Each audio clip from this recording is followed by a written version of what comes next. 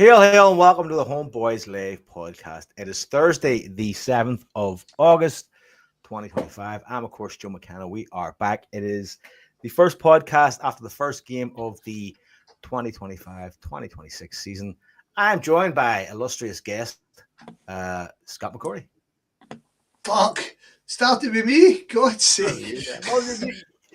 You're just on a podcast. You're kind of in kind of, you're like, have a schedule now of podcast, don't you? I think so. You're back in the mix with the one-on-ones, so. I'm good, Joe. How you doing, pal? I'm good. What is it, Thursday today? It's all good. It's Thursday. Yeah. Feeling good. Tomorrow's the best day of the week. And, of course, Jason Higgins out there on Wishaw. How you doing? I'm good. And Longshanks. How are you, Joe? I'm good. Did you leave Twitter? Yeah. I did, mate. Yeah, don't use it. That's right, you did. You're fucking right, though. But the only reason I'm on it now is for posting stuff on this for this podcast because it's a fucking cesspool of absolute bullshit. But anyway, let's not get into that. We are post St Mirren game, 1-0 win, first game of the season. Where do you want to start this discussion? Because after last week's podcast, was it the next day that the Rodgers interview came out, and we all kind of got a bit like, "Ooh, hold on the fuck." Well, the interview was basically exactly what we said. We thought what was going on, but since then he's kind of been all right. He was all right in the post-match interview, and like he's kind of going to be a bit more upbeat since that interview. I think so, anyway. But I don't know. I'm just trying to find an actual starting point for our conversation. Like, is that where we start that interview? Because it was pre the first game of the season. It was a bit of a. Was it a shock? I don't know if it was a shock. It was a bit of a like, fuck, we don't need this. I mean, because it almost seemed like he was lashing out a wee bit in a very kind of almost passive-aggressive way, which is completely understandable if you consider what we were talking about last podcast. I think, Joe. I think the worry is, isn't it? It's feeling a bit deja vu. This is, from the first spell a little bit in that last season. Obviously, the proof would be in the pudding in a few weeks' time, but. 2 weeks, whatever, barely any movement, any rumours, anything at all. So the sound bites aren't overly encouraging. He's got 2 or 3 high quality players lined up that we are waiting to get the nod off them because they've got other offers or they want to hold off or he's not getting the backing that he's looking for, which is not going to end well. Right, so is that we start then on that negative? But did you not think after his post-match interview and after he had that interview, he was kind of more upbeat? No, I did. I just you get a different. It's not a criticism of him. You just get a different soundbite all the time. I mean, he's getting asked the same question day after day, and interview after interview. So I don't know. But I think he's kind of very calculated what he says. He doesn't say anything that he doesn't want to say. So I think he got his point across, and that was it. And he's kind of moved on. He's no like labouring the point where he was pre-season. He was mentioning it quite a lot, and now he's kind of just saying, "Just go on with it." So I'll wait and see in the next couple of weeks. But I feel a wee bit better than I did since he said the interview, because I thought the interview was quite damning. But since then, seems kind of all right, but who knows? But is that not a wee bit more alarming as well? Like, if he's just like, well, fuck it, let's just keep on going then. Well, he's not really getting any other choice because he said he would do the 3 years, right? So is it he's just going to do the best of what he's got? He's maybe just accepted it. And I don't know, but is Party not think like at some point down the rest of the season that sort of almost sort of resilience and kind of consigning yourself to like, well, fuck it, let's just get it done, that turns into resentment at some point towards the end. The end of the day, the season could end up being a total clusterfuck, and you can see kind of the writing on the wall a wee bit if we don't strengthen. Then we've seen it a bit on Sunday, it was all right, we'll go into the game, but if we don't strengthen, if we come to the end of the transfer window and we haven't signed a winger and a striker, I mean, none of us are going to be very excited about the season ahead, are we? I mean, you're talking about if you through in the Champions League, which at the end of the day, the squad that we've got at the minute I think those two teams would be capable of beating them. Not saying they will, but they definitely get into the good favourites whoever we play. But you qualify into the Champions League and you get into the Champions League. I know, but that thing, like, this is what has everybody anxious, though, is this, like, not knowing this, almost like fucking you're teetering on the edge of, you know, is something going to happen? Is something not going to happen? I mean, at the end of the day, it's playing for everybody to see. Last season, you had Jota, Kuhn, and Kyogo up front. And now you've got none of them, and they've not been replaced. Yeah. So, you know, at the weekend, I said, I was like, I think we kind of missed Kuhn here. but O'Reilly was at the start of the season, Liam, although he played. I know, but just even 12 months ago, do you know what I mean? That's the sort of calibre of play you had. But you knew he was leaving, so take him out the bracket. But you get into last season's Champions League, your three kind of main front players, well, obviously Jota wasn't at the start, but your three main front players, two, Kuhn and Kyogo, when we've not replaced them. And then you bring Jota in, which is a marquee signing, like it's an injury, right? So he's been out we knew he was out for the first half of this season minimum, and we've done nothing to address it. I mean, you get into that Champions League, you're playing Yang in the wing, and you're probably playing Maeda in the other wing, because at the end of the day, Maeda's our best forward at the minute.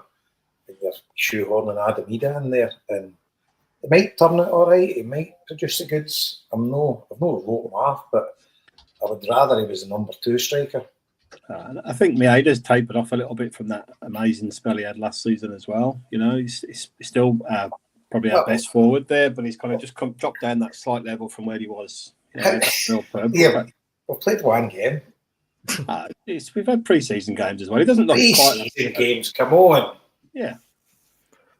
What? We've got a sample size of one fucking game that he was playing in the left wing. Come on. Are you serious saying Maeda's tapered off these last season's performances? Come on, Liam. Don't let him browbeat you, mate. Yeah, I just think he's come off the ball a little bit. At the end of last season, he looked done in. He doesn't look that, you know, that kind of as sharp at the start of this season as he was at the end of last season as well. Well, do you know what? Looking at the game at the weekend, I went away from it kind of going, it wasn't meh. It was kind of a tepid sort of frustration, going like that. I was not inspired by any of it, apart from James Forrest. He was shite.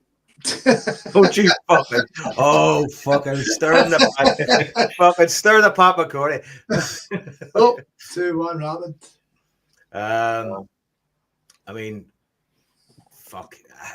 You're right, Liam. Though, I mean, this is like this part of the season is it's repeat. It's like being in a fucking abusive relationship. It's like you're just going, here we are again, low ball and cunts, not knowing what's happening. When like you would think, see if you won a lot of money, right? Say you won the lottery, you'd probably have full cupboards in your house. Here it comes. Right? You'd have full cupboards in your house full of stuff if you won the lottery, right? If you had loads of money, you'd fucking make sure your pantry was full, your fucking fridge was full, your cupboards were full, everything was full, right? Because that's what you do, right? You do that. Whereas Celtic do the opposite. Celtic wait until everybody's just fucking really anxious, really fucking really kind of salivate some kind of fucking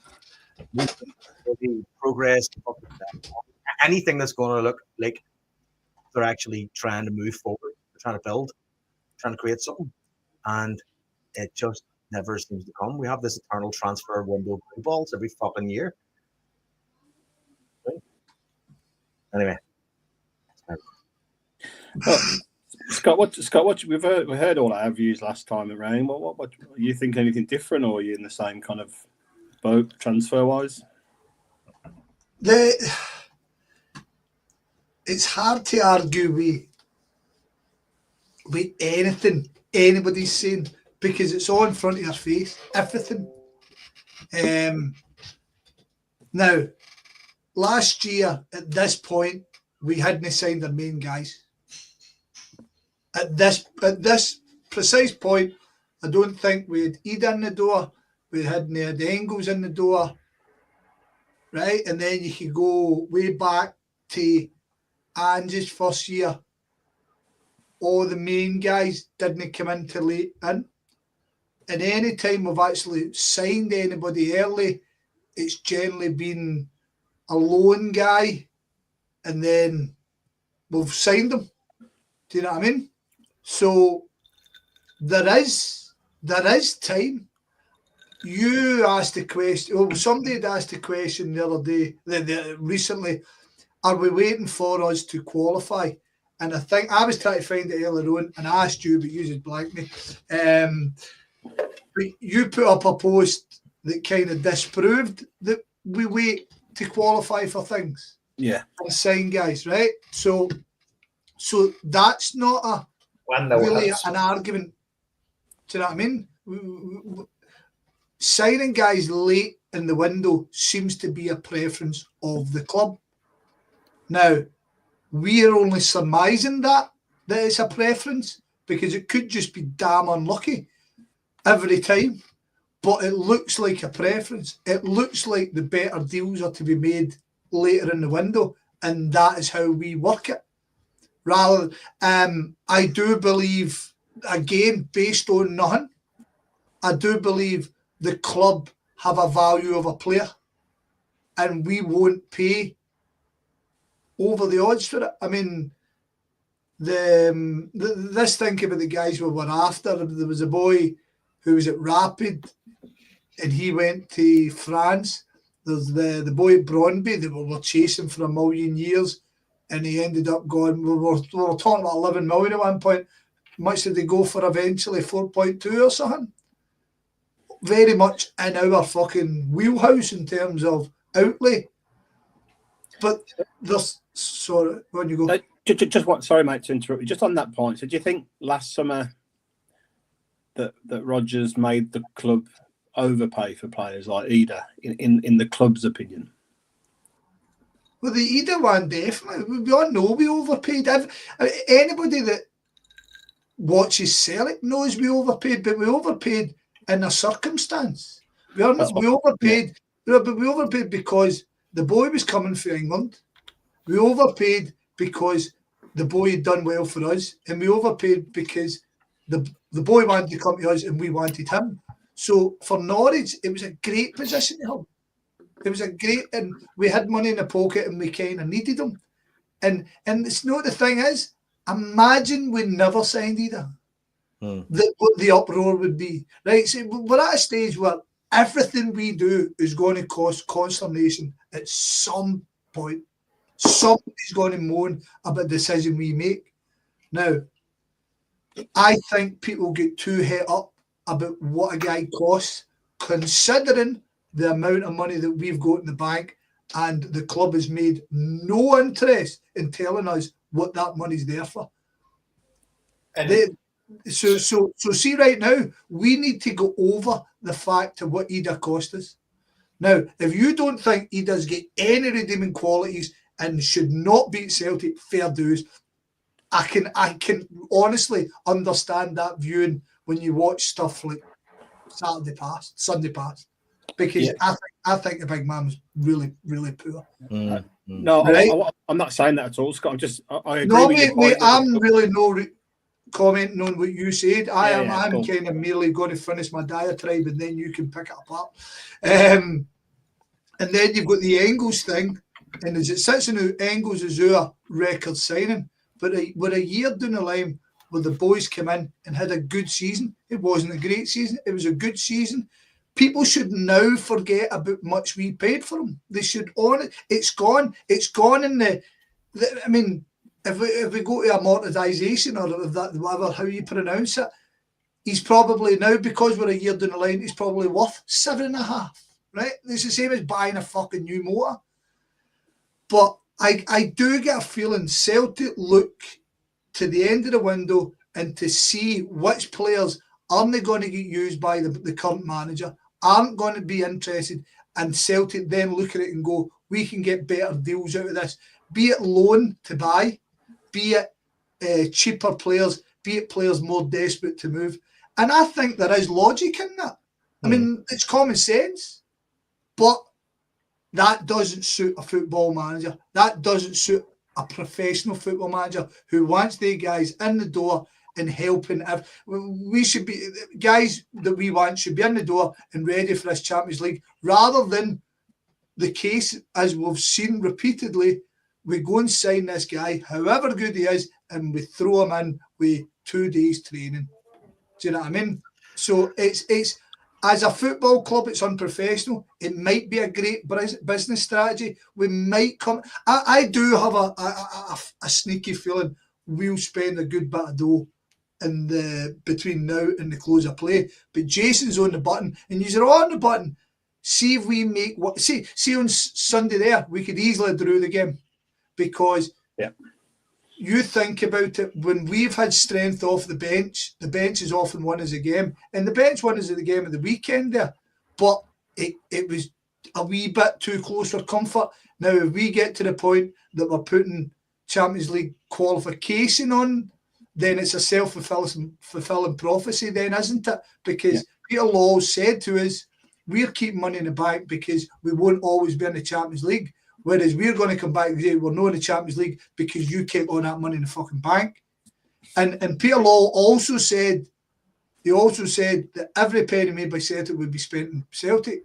But we're at a point, we've all asked the question. Every podcast is asking the question. You guys asked the question last week. What are you doing with that big pot of money? Because it's coming to the point we do not trust you now. And you're getting the bounce back. It's still a fair bit away for a whole fucking, but you're getting to a point going, well, what's the fucking point? Because we look to make money over. See, at this stage, especially if they're crowing on about the dough in the bank, we really shouldn't be waiting for guys to move before we sign the replacement.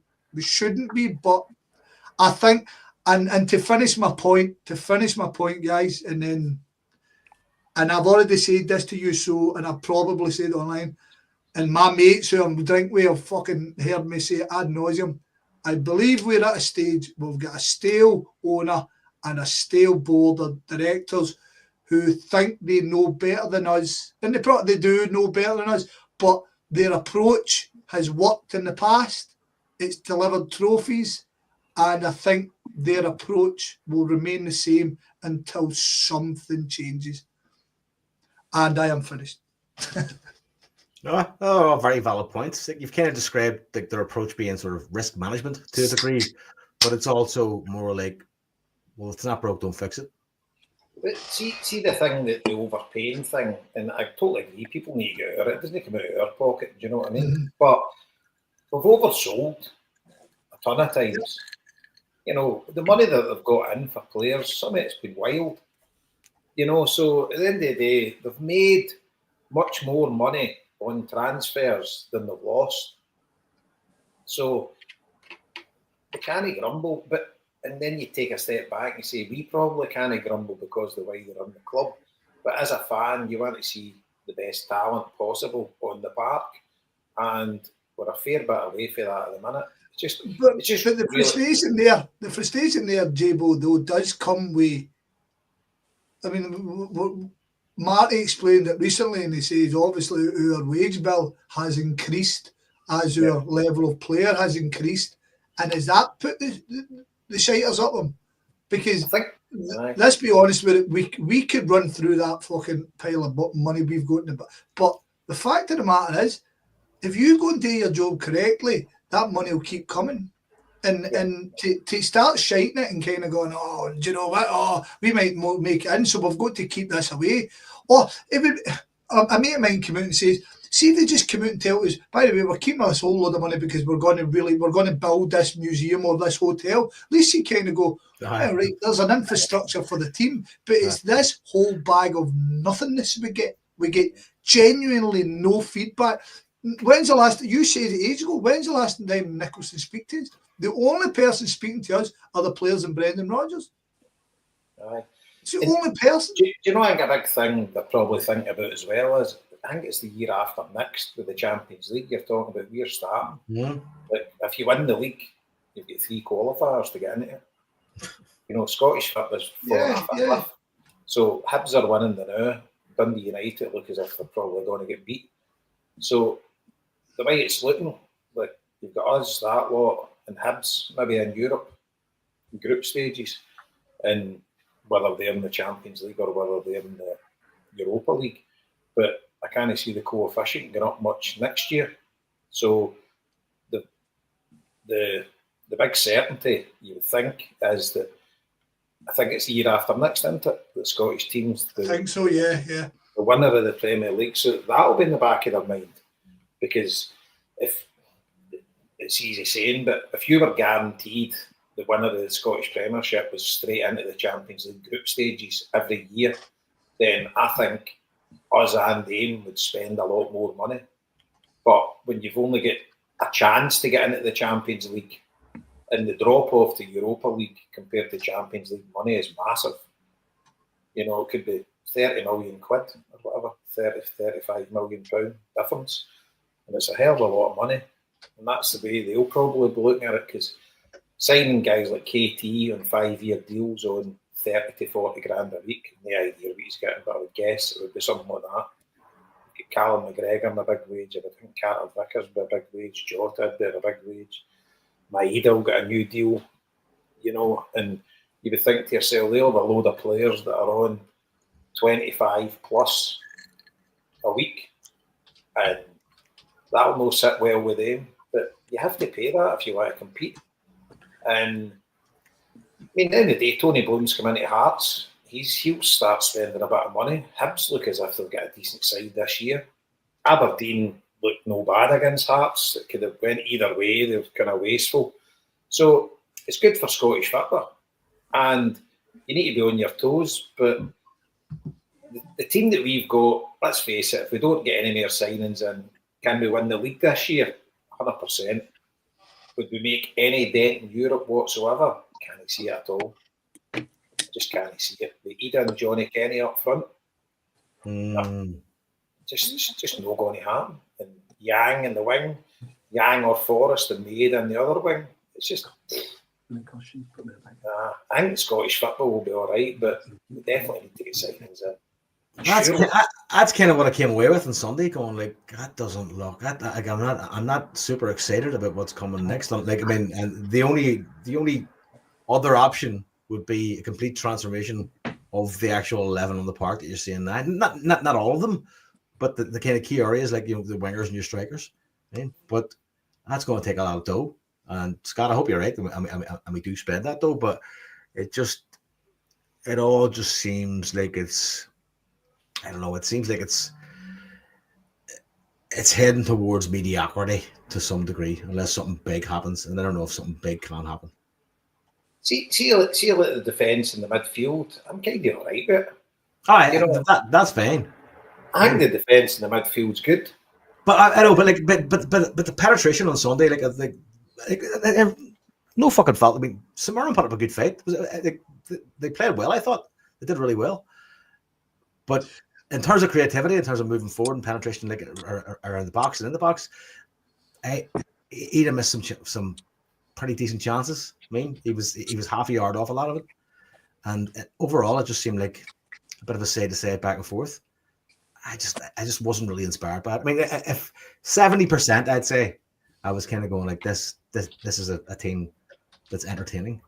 I think I said to Liam straight after the game, I was like, it's probably the perfect result, or the perfect result and performance for Rodgers, because you can see the glaring inadequacies we've got in the field, but we still get the 3 points. So no damage was done, but it's kind of, the board should be saying, we really need to strengthen this. We really need to strengthen it. And if Jota wasn't injured, wouldn't look anywhere near as bad, but he is. Because if Jota wasn't injured, he could be in the wing, Maida could be up front, and you could bring in Ida off the bench. I think Ida off the bench is pretty good. But you're kind of forced to play Maida at wing. Defence played well, but I thought Scales was very good. I thought Scales was excellent, but at the end of the day, you've got to say St Mirren didn't really test as much. You know, they just set up their shape and made it really hard to play against. So it was kind of easy to defend against them. You know, I thought St Mirren were much better in the one each game last game of the season in an attacking way. I kind of caused 100%, a lot more problems. But I thought we were much better as well. That's probably a reaction. I thought we were much better at the weekend there. Celtic should have, in my opinion, Celtic should have won 3 or 4-0 the other day. Right? I didn't agree with that. We scored early. But again, to get back to my point is, we've weakened the team. There's no doubt about it. Nobody can argue. We've weakened the team through choice, through not so choice, and no having a strong bench, even in Scotland, is a weakness considering we've got the 5 subs. It's such a benefit for Celtic, and we're kind of hurting ourselves. We really are. Like I say, you've heard me say it. The fact we're holding on to Tillio just is a shambles. Is a fucking shambles. Do you know what it's a shambles? It's a shambles. A youth system we've got as well. There will be nobody better than fucking Tillio. But isn't Tillio a kind of result of the City Group connection, essentially, isn't he? He wasn't even on the bench at the weekend, but no, I know. But the fact we're holding on to him, I know we're not selling him. The optics are fucking bing bong. Aye. And see another one, Paolo Bernardo. He's kind of fell off a cliff, isn't he? What's the point in him now? Because we did query it last season, at the end of last season, didn't we? We did query where's he going, because everybody rates him. You can speak to anybody, they all rate him. But last season he done nothing practically, did he? To be fair to him, he didn't really get much chances. You know, he didn't get a run in the games. He didn't get many starts in a row. I don't know if he got any starts in a row. Maybe got a couple. But it must be really hard. But he's obviously not doing it in training. But so much promise, and he's got an eye for a goal as well. And he looks like a real good player, but he just seems to have fell off a cliff. And we're signing Nygren.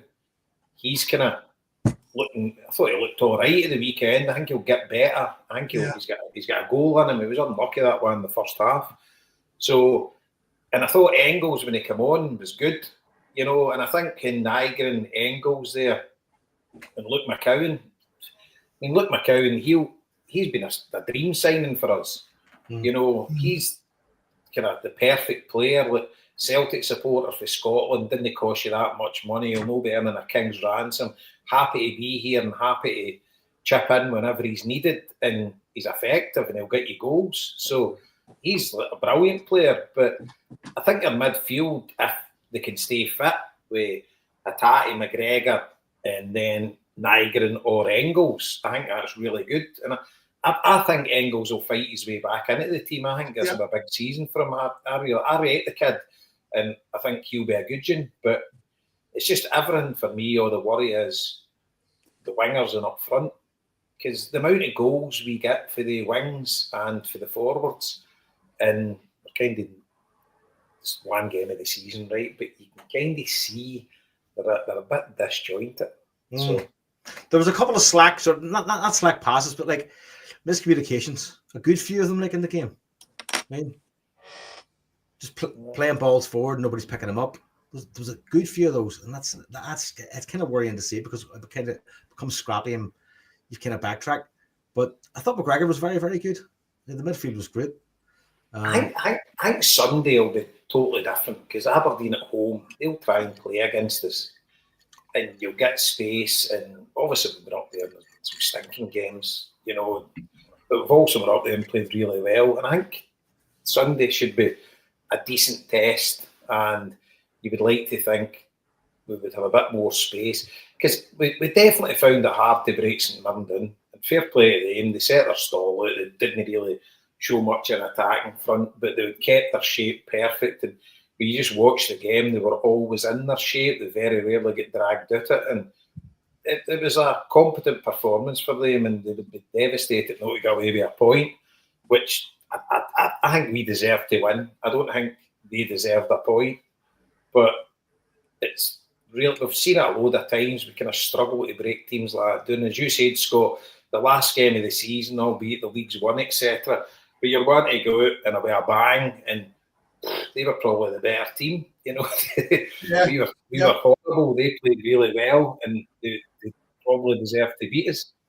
But it was a different kettle of fish Sunday. I'd say we were the better team by a country mile, but we just didn't have many clear-cut chances, and we didn't miss many sitters. We had to. I think we worked 3 times, but at the end of the day, that's no shot on target. So their keeper didn't have any worldly save to make or anything like that. But aye, we got the job done. Happy days, and aye, it's you're kind of in purgatory there, aren't you? With the 2 weeks to go to the transfer window, you just don't know what it's going to look like between now and then. And aye. I don't know. Just wrap the pod up now.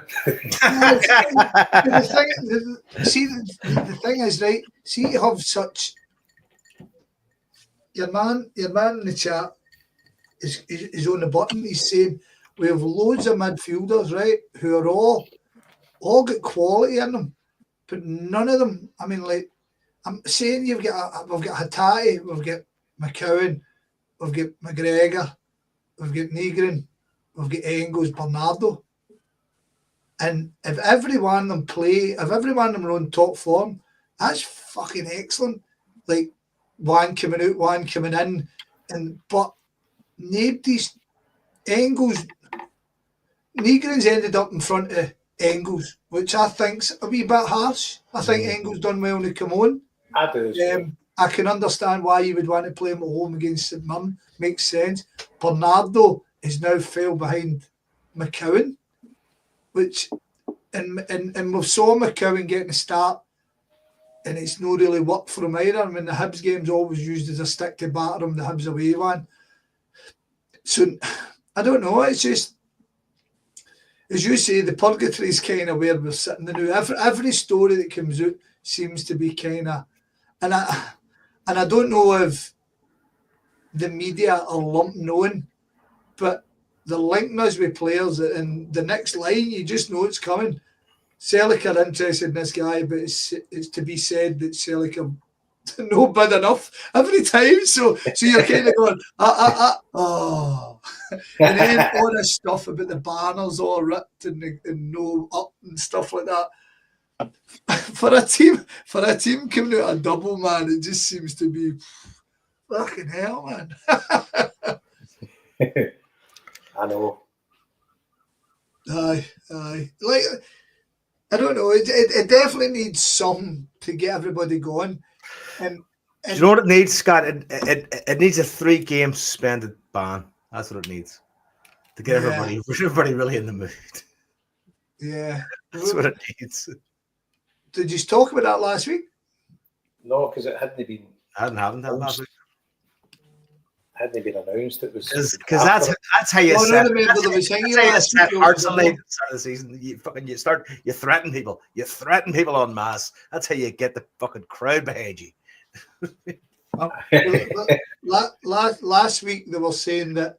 I'm remembering last week. Remember there was a kind of intimation that Nicholson wanted them banned, and then it all kind of came out. And then obviously we've heard we're getting done for 200 fans from that position.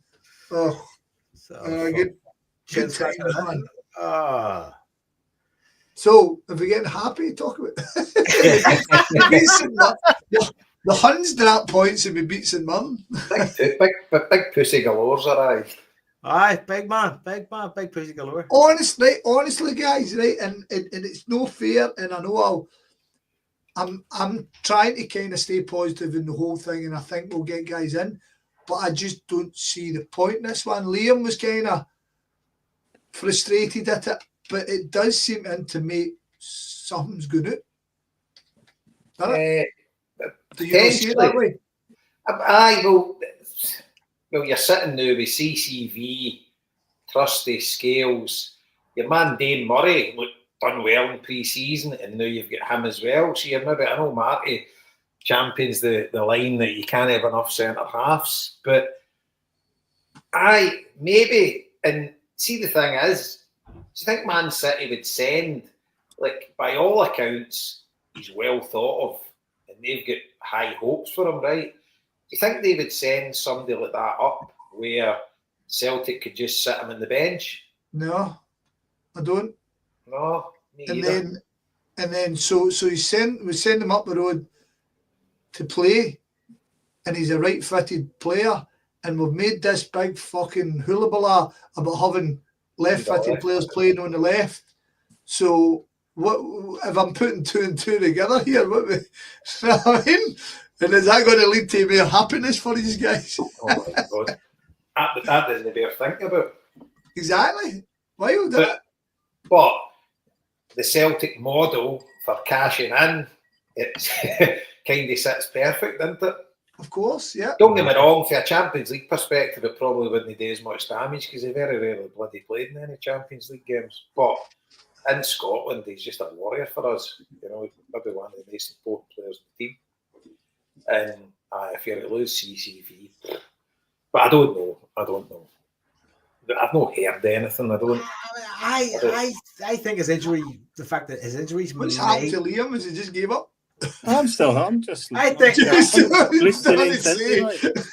I think his injuries may do that sort of possibility damage, but I also think the fact, like you say, just he is a warrior and he has battled through. Like he's one of them players that he'll be injured when he comes back. You get him at 110% immediately. I mean, and he'll fucking put it all in the lane, and then he might go injured again for a period of time, but he'll come back and it'll be the exact same player. That obviously plays in his favor. But again, I would like to think that the injury situation may play in our favor to hang on to him, but who the fuck knows? You certainly wouldn't get top money from, you know, I don't think he'd be going for any like a Riley money or that. I don't think. No. Well, where would you see him going if he did go? Where would you see him?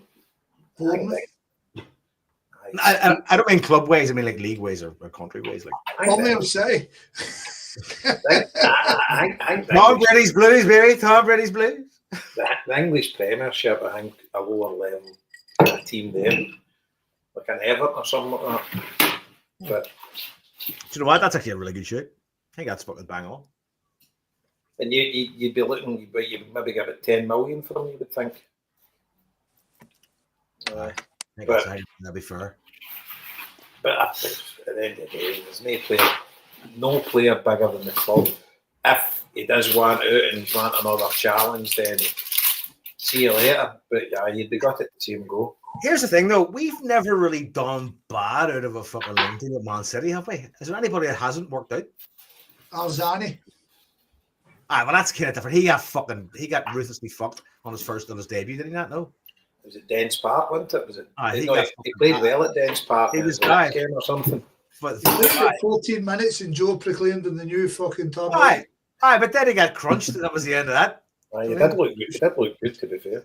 Well, Jason said Raphael Shea got good because he only played 15 minutes. He should have got crunched.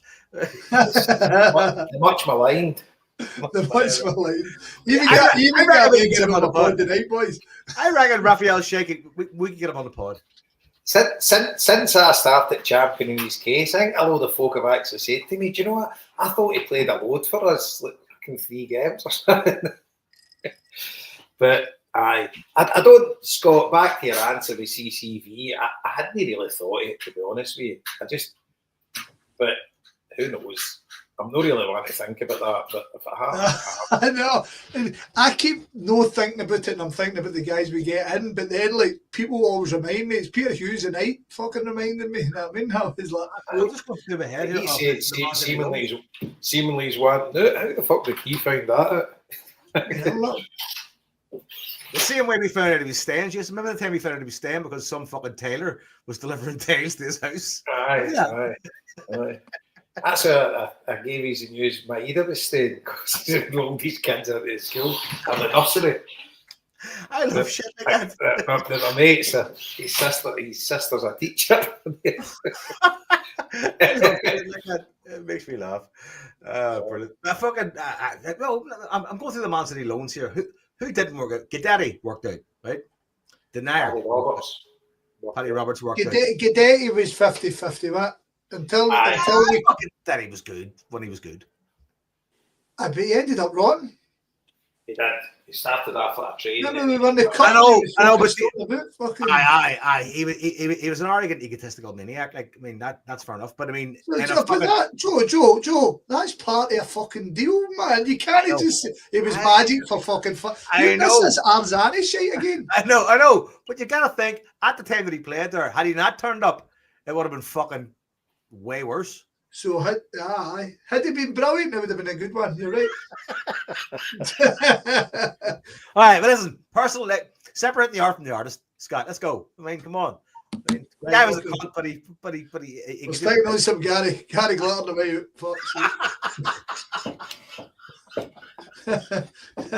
You've twisted my words there, Scott, and maybe said Paddy Roberts was good. Jason Denier. Jason Denier's the one straight away, but I'm saying Paddy Roberts was good. Yep. So hopefully this guy's the new Jason Denier. He's got the same haircut, so fucking we're on a winner. There is no chance of buying him, but isn't there? No. So we're really bumping up somebody else's player. But in the other side of the coin, was it Strachan said that, and he made a great point. He says, if you get these guys on loan for a year, it's a guy you probably could never assign. So you just enjoy them while they're there. You know? So see at the end of the day, see if he comes in and he's absolutely outstanding, happy days. You know? And again, you have to make peace. You make your peace with that. Like some people get annoyed by that and going like, we shouldn't be fucking doing this, shouldn't be doing that. And going like, well, that's the fucking way it is, mate. I mean, that's just the way that it is. I mean, you get what you get, you don't get upset. What a fucking thing you see in a podcast, where fans can fucking. By the way, you just shut up. Don't get upset. What are you all moaning about? Like I said last week, Celtic saying Kieran Tierney and then went, are you not understand? Is this not enough? So it's £25 million boomerang. We never even mentioned Katie's debut. So what did you think? Thought he was good. Thought he was the best player in the first half on Sunday. Thought it was really good. And I think, see, when he gets up to speed and they get an understanding between him and the forward players, because some of his through balls and his wee chips and stuff like that, you know, really, really good. And his crossing is outstanding. You know, see when he hits that byline, it's pinpoint. You know, so really good. Do you know what I noticed about him as a player now, coming back? Do you remember when he was younger? He was always able to kind of like, he would sort of shield the ball, player behind him. He'd be able to feint one way and then take the ball back across the player, right? But it always seemed dead fucking sharp and dead sort of anxious and dead quick. See now, it's like smooth as butter. I mean, it's fucking, it's just what he does. I mean, and you watch it and you go, that is the sign of a guy that's leveled up. Aye, definitely, without a doubt. He's not injured, is he? There's nothing wrong with him. I know he went off. Oh, cramp. Right, good. Aye. I was shitting myself. Aye. But no, it was just cramp. So obviously that's his first competitive game for how long, you know, starting. Yeah. And so I did shit a brick when that happened. I was like, oh fuck. Aye, and obviously he'd be excited as fuck and he'd be up to high dough. You know, but aye. You can imagine all the begrudgers rubbing their hands at the thought of him being injured first game. Do you know what I mean? They told you so. Yeah, honey guys, aye. Fucking hell, man. Tell you. I thought it was really good. I said. Fucking foghorn, leghorn, cunts. But I thought it was really, really good. And I just think once he gets an understanding if it's Maeda or whatever, you know, it's just take a wee bit of time. But I think that'll be a very fruitful, whoever's playing in the left wing, you know, will be a fruitful kind of relationship. But he definitely doesn't cut inside like Greg Taylor. He kind of sticks to that. Yeah. But his vision for a pass forward, when he gets even into the middle third, is phenomenal. And it's the weight of the pass and all. Yeah. And that's again another saying that he's just fucking gone from like the guy that left Celtic to the guy that is now fucking a top level player. Yeah. See, like the point you're making earlier, Jason. See, if you look at the team: Schmeichel, Tierney, Scales or Trusty, Carter Vickers, Johnson, McGregor, Hatate, Engels or Negrin, Maeda. That's 9 really, really good players. Do you know what I mean? That's a really good team for us. Well, that's what I'm saying. We need a wing and a forward, and I'm happy. It's a strong team, even for Champions League. That's a good, strong team for us, really. We just don't have the depth, or we don't have them options at the top just now. But see, do you really think so, Liam? Because I think if you're say that starting 11 there, get into a Champions League game, and you never know. Yang's got it in his locker to be a good player, but he just doesn't show it. Like when he starts games, he's hot and cold, and he shouldn't be a starter for Celtic. No, I mean the 9 are good for the Champions League. Yes, not just a 9. That's strong for the Champions League. But we definitely need another 2. We definitely need another 2, and minimum. But we'll wait and see, because you can't go into a Champions League game. I mean, we kind of landed pretty fortunate last year with a draw, but it could go the other way this year, and it's ruthless, And if you're going to get 3 chances a game, 4 chances a game, Big Ida, if he's missing 2, it's just we need a striker. But the thing is, are we going to get like a top class striker? I mean, top class for Celtic. What are we talking? They must be out there, like in the Scandinavian leagues and whatever. There must be players out there that will come to us. But we spoke last week about the Aaron Moy model and getting some old heads in for a season, but Celtic don't seem to be going down that road. Just get somebody, pay them fucking 50 grand a week for a year, and see where it takes us. But I just don't think they'll do that. I mean, Johnny Kenny will no day. He's a decent player.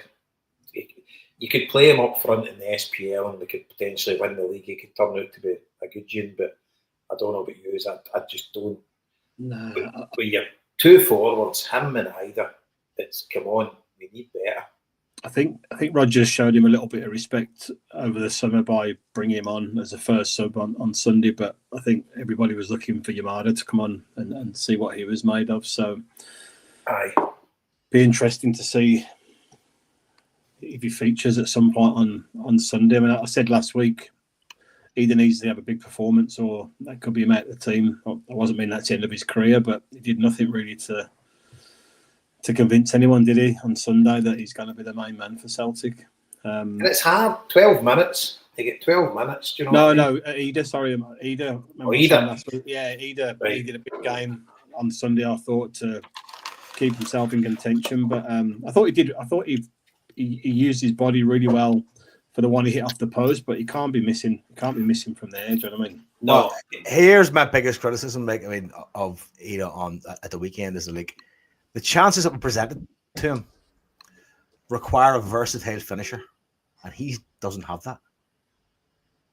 I mean, Kyogo would have finished a good few of those chances. He would have. Ida can't take some of those snap chances, those quick balls across the box, those snap. He can't take them. I mean, isn't going wrong. He's a good finisher. He can score goals, but not chances that were presented to him on Sunday. That he just wasn't capable. I do see your point there, Joe. To be fair, because he kind of blast Severn, didn't he? See, like Kyogo could chip them. He could do this. He could, he could do whatever. And Kyogo could head the ball in tight spaces and finish. You know what I mean? Because I suppose his movement was much better. He's very slight. I suppose he's kind of, in many ways, if you're a defender, you can't lose sight of him because he's so quick and agile. Ida's not that guy. He's a big brute of a dude. You know what I mean? And yeah, you're right. Maybe he uses his body well, but I mean, to what end are we talking here? Yeah, and the thing is, right? When you play football, you know this, right? If you take a ball like that on your chest and you're in front of the goal, right, all you want to do is fucking leather it right into the top corner. But that's us fucking pissheads playing on a park. Do you know what I mean? When you're at that level of a striker, you've got to make sure that's on target and it's buried in the back of the net. It's interesting what you say about the fact he always blasts the ball. I listened to that open goal the other day with Kemar Roof on, where it was fucking dull dull as dishwater, man. Oh, it was terrible, wasn't it? Oh, Fucking hell, man. I just seen that. I actually listened to the Jermaine Defoe one, which was brilliant. Yeah, I haven't listened to him. He speaks well, but your man Roof was fucking really That's bland. it, But just it was something interesting they said about taking. Asked him about Aaron Ramsey missing that penalty, and Roof went, "No, I didn't fancy him for it." He said he's not that good at penalties. And then I think it was Halliday piped up and said in the cup final that one Morelos missed. Remember when we beat him 1-0 in the final? He said none of us fancied him at all. He said he's not a technical player in terms of, like he puts the ball in the top corner, bottom, whatever. He said he just bladders it every time he's fucking anywhere in front of goal, which is quite interesting. I've never really seen that with either, but it's, when you think back, he kind of does do a lot of that, doesn't he? Really, whereas Kyogo's got a whole range of finishing. Aye. And the key for any striker is you say you need to get it on target. Yeah. How many did McCoy score that were fucking through the fucking keeper's legs or whatever, miss hit them, but get them in target and make the keeper make the save, and when you're in front of goal, whatever way you hit it, as long as it's in target, it's got a chance to get in. And as I say, we hit the woodwork 3 times, but when you hit the woodwork, it's no on target. So Negrin should have scored, shouldn't he? I mean, Negrin, he got a good connection on it, but he should have scored it from there. Really, the keeper, pure luck. And what the one for me was, and to your point about Maeda, right? I know it's first game of the season, but that one he's through in the left, he's going to put that into the empty net, and he's fucking thumped it across the goal. It's at a tight angle, but surely he should be able to roll that in the net. See, I thought he did shoot. Did he shoot or did he cross? I was unsure. I thought he shot. He put it straight across the middle. I thought it was too. It was on his left foot, and it was too narrow for me. That one was. He was kind of so, Liam. But the goalie's away half his line. All you need to do is roll it, and if it's in target, it's a goal. The angles are cute, but it isn't that. But it's not Henrik Larsson or Ibrox. Yeah. You need to play that to the goal. Definitely. He's not brilliant on his left foot. Do you know what I mean? You've seen that he's improved it an awful lot in terms of his crossing and stuff. But that's not a natural finish for him from that sort of angle, really. I thought it was a bit tight personally. Aye. A bit difficult, but then he did kind of cross it across. But Yang wasn't kind of up with play, and there was nowhere really to be seen, kind of being level with him. But he's probably too fast for those guys. And the one he had at the end of the game where he went clean through that defender, that was amazing, man. How he got back and fucking blocked that. Oh, what a challenge that was for the big lad, wasn't it? Yeah, with the speed of him, outstanding. See his actual challenge, he's no even touch Maeda, but he's just slid to perfection to actually gamble that that's where the ball's going to go. Yeah. Oh, it was tremendous. Even the fact he made that run at that point in the game, do you know what I mean? That says a lot probably about St Mirren and Steve Robinson, the way he's got that team playing. That was fucking unbelievable, man. Do you know what? Do you know I think he's the kind of manager, right? And it's a wonder why he doesn't get touted for bigger clubs, because he's kind of done well everywhere he's went. And it's, there's a wee bit in me, see, like certain McInnes has now got the move to Hearts, right? We'll see what he's getting made of, and obviously they're getting backed, so you'll kind of see. But he's been with Aberdeen, so he's had a shot at a kind of a big club in a sense. But Stephen Robinson, he's not really had that chance. And he's a great manager. But these guys get pigeonholed into only being able to manage with teams where you have got a budget, you've got constraints, they can get the best out of it. And do you know, I think it's a shame for them, because you never know how good they could be. He comes across very well, doesn't he? He comes across very well. He speaks very well. He's not a fucking lunatic. I mean, he's very rational. Do you think, Scott, about the mind your opinion on this? Do you know how we'll fucking jump the date when we're feeling sorry for Stephen Robinson, aren't we? Fuck's sake, man. I done my thing with Chris the other day, and we were talking about him. So it's St Mirren, since he took over for Goodwin when he went to Aberdeen, he's finished in the top 6 every year, every full season. Which, I mean, how are you no value in that? As you say, he's typecast, but he's certainly got a style of football. again, talking my one-on-one I done with Tommy this afternoon, we're talking about the Wrexham manager. Now, I know people don't kind of roll their eyes sometimes when you talk about Wrexham, but Joe, you watched the whole thing. Loved it. His football can't be fucking described as Guardiola-esque. Do you know what I mean? It's really much, he builds a team, and it's not dissimilar to Robinson. Robinson's a good manager. And then anybody that says otherwise, fucking idiot, to be honest. He's would you want him as manager of Celtic? No, because of that style of football he plays. And I don't know if he can transfer that to our level. But you do wonder why. I mean, let's be honest about it. And when it comes down between him and McInnes seemed to be rated so fucking highly, and Robinson was a second thought. Whereas Robinson's really today's man rather than McInnes, isn't he? You know what I mean? So it'll be interesting to see what happens, to be honest. As I said on my podcast, I was very surprised he was still there. I thought he would have fitted into Hearts easy peasy. You know what I mean? Aye. And it's not even that. It's like, it's not, I'm not saying the English Premiership, but you would think like your Sheffield Uniteds and stuff like that. It's even the Pie and Chris Wilder. You'd think they'd be looking at guys like him. You know, like it kind of beggars belief at times. And these guys are kind of young in a sense. It's not like the old days of Jimmy Calderwood and the old managerial merry-go-round, like the Jim Jeffries and that. You know, you would just right, we've not got a manager, we've got one of them's available, get them in. But you just think these guys just get denied the chance. I don't know if it's a better agent or whatever, how it works. Where was he went down in England? Was it Morecambe? It didn't seem to go well for him down in Morecambe after Motherwell. Because he done a great job at Motherwell as well, didn't he? Aye, he did. Aye. Aye. It's a weird one. But these teams are well set up. You know, he knows how to win a game. He knows how to get a point and win a game of football. And for a team that's at them, finish the top 6 every year that he's been the manager, it's unreal. It's well done. Yeah, I know it's not pretty to watch. I think they've been really good against us these last 2 games. They have. You know what I mean? Like the work rate, the discipline, the shape, the commitment and everything. I know it's not what we want to see, right? But it's what you're going to expect of them. But I think they've been really impressive. I'm actually pretty disappointed that it looks like the Huns are going to cancel the game against them. They get through, well, they're pretty much sure, aren't they? In a couple of weeks' time, because I think that would be a really difficult game for them, away game. How about that? How do you get the right now to cancel a game if you're in Europe? Aye. Yeah, so see the 23rd when we're at home to Livingston because it's between it's between the first and the second leg of the last qualifier.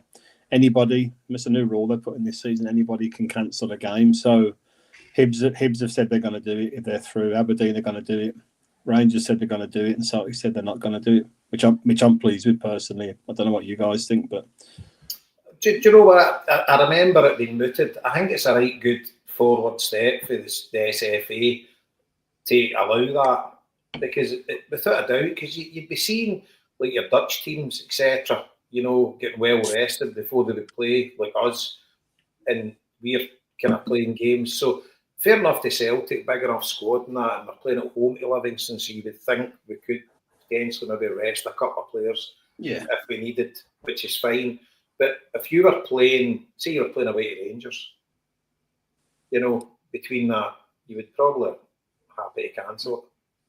You know, it's a sensible move, isn't it? It's sensible to put it up there in the start of the season to every club rather than have this whole single clubs applying and causing all that. Yep. You know, when we don't extend the league and we finish on a Thursday, you know, avoiding that scenario sort of thing. As we had back in the day. But no, I mean, I'm glad we're playing Livingston. I think not embarrassing, but I think we shouldn't be cancelling a home game against kind of a team like that. But I don't know if you think differently, that we should have maybe give ourselves that, because we're going to be away, aren't we, in the following game?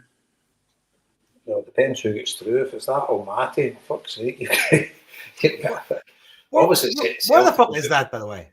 It's the Chinese border. How the fuck is that the UEFA? It's further east than Pakistan. So is it not because it was part of Russia at one point in time? That how it qualifies? Yeah. It was part of the USSR. Yeah. Fucking 3-day camel hike. It's probably the furthest away game you can possibly play in Europe. Yeah. Looking at the thing you shared, Jason, you could go to Mumbai. You could have a few days in Mumbai around the game. It's that far over there. Moscow's halfway there. What? Aye. Moscow is halfway there. Fuck. Magoo's already got a pass. He's gone. So what did you say their trip is, Jason? Would it be London, Istanbul? Well, you could fly. You could go Edinburgh, Istanbul. Right. Istanbul. So, aye. The flights that I checked out, there was one at 500. It was to Bristol, then Istanbul, and then it was on the way back. It was Istanbul and Edinburgh. But that was 500 odd. But the one going from Edinburgh to Istanbul to Almaty, and then Almaty Istanbul back is 750.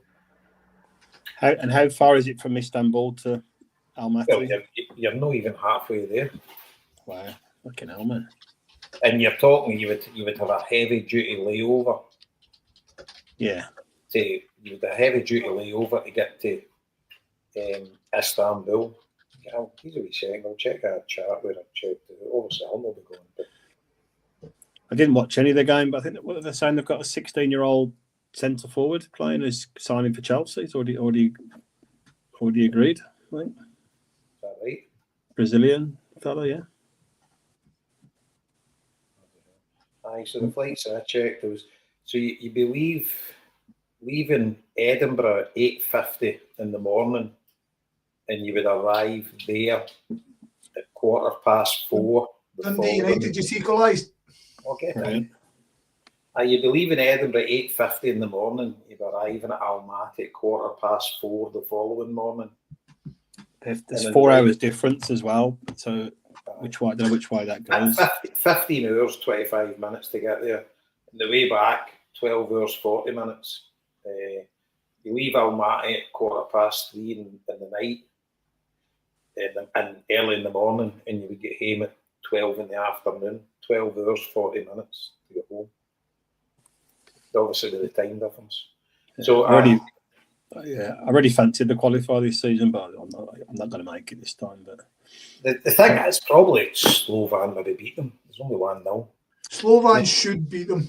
But I mean, because the thing is, that mob who you're saying, their home leg's always been the second, and they've turned it around in the second, and they obviously with the distance and the fucking all that part. So Slovan should, but I mean, you never know. I hope Slovan beat them. The thing is, Slovan's like fucking 33 coefficient, and this mob are like 6 coefficient. So logically, you'd want the shitty team, but they seem to be fucking doing all right. 2-0 to Hibs, by the way. But I think you've got a man saying half, eh? They have. I'm gonna check. What's the travel for Bratislava? What's the route for that one? That's easy. You can either fly there or fly to Vienna. It's dead close to Vienna. Right. Okay. Aye. That's a. Yeah, it's right. It's an hour thing away. There's plenty of ways to get there. I mean, tons. A lot of people I know have took a wee gamble already, but we'll see. Would you go to that, Liam? It's definitely more achievable, isn't it? The great weather as well. The roasting. Yeah, I'd love to go to something a bit more random like that, but yeah, we'll see. I mean, that's two cracking results for Scottish clubs, by the way. That's what we yeah. Still 15 to go for, because Rapid have been pulling them apart, but United have hit them well, man. Keep it going, guys. Did you say Partizan at the man centre?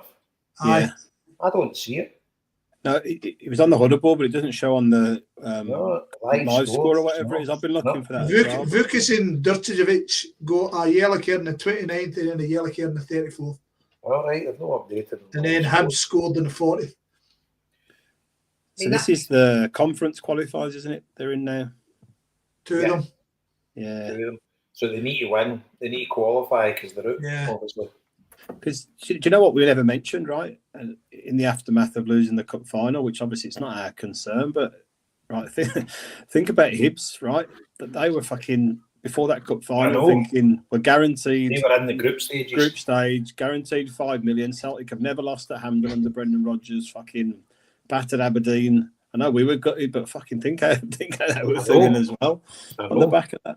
Fucking madness, man. Yep. You'd have staked your life on that, wouldn't you, really? So Aberdeen are in the group stages. I think they got a Europa League. They've got a qualifier. playoff, mate. Yeah. So they'll end up there in Europa. So if they get beat in that Guaranteed the playoff, they'll be conference staying in the conference groups. Yeah. So fingers crossed. Then you're talking Scottish football could have 6 teams playing in the group, 5 teams playing in the group stages this year. Yeah. And that would make a difference to that following year, Jason. Totally would. I That'd didn't be a even big think about difference. that. I'd forgot about Aberdeen because I'm just thinking the teams that are playing now. I forgot about Aberdeen. That would make a massive difference if you've And the frustrating thing is in that Europa game against Michelin, fucking Hibs should were have been doing 2-0 up. Should have been 2-0 up earlier.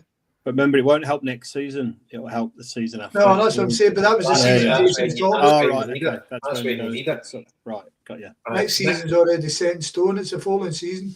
Next Right. season. Because right now we're fucking tipped to, as Jason again was saying, we're tipped to be getting into the second qualifier a la the Huns this year. Because like Copenhagen and all that playing in it.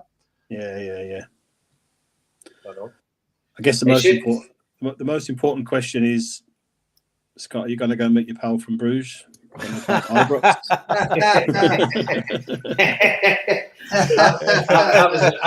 was the funniest moment last season. Honest to God. It's brilliant. I couldn't breathe, man. Still absolute bell. Get him on the show, Scott, if they get through. They both It'll be better suited for that game, I think. Exactly. He'd be among his His wee flag will be a bit more appreciated. All that Bob's fans, but they're just bipolar now, aren't they? They're just total like after the Borough game, he'll be sacked, you know. No, it's we were fucking. Who did he have this weekend, Dundee? Dundee Saturday afternoon, is that correct? Dundee. Yeah, got really easy games coming up. They got Dundee and then the return leg, and then who they get in the cups? They got the lowest ranked team in the cup as well. No, Alloa, is it? Is it Alloa? Could be, yeah. But that's I put them on. I actually did watch the Motherwell game as well, but I put them on the other night and tore that Pilsen apart and tore them apart. Some of the football was pretty good. I'll give them a fucking due, the rats. Pilsen were fucking awful though. They were awful, man. Fucking. I watched the first half and then the Huns scored. I was like, that's that off. And that'll do, donkey. That'll do. I've seen better football across the road. What do you know about fucking good football? You've been sacked, mate. I have sacked my volunteer position. Listen, I'm like you, Mr. Martin. He's really grown on me, I've got to be honest. I like the fact that he critiques from a position of love as well. I think that's really impressive.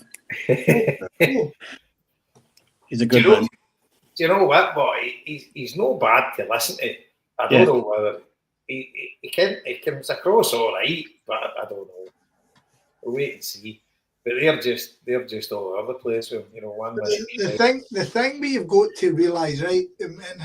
Celtic fans need to chill out because I can see if we're no streaking away, cunts will be going to do Wally. This is because of that, because of this.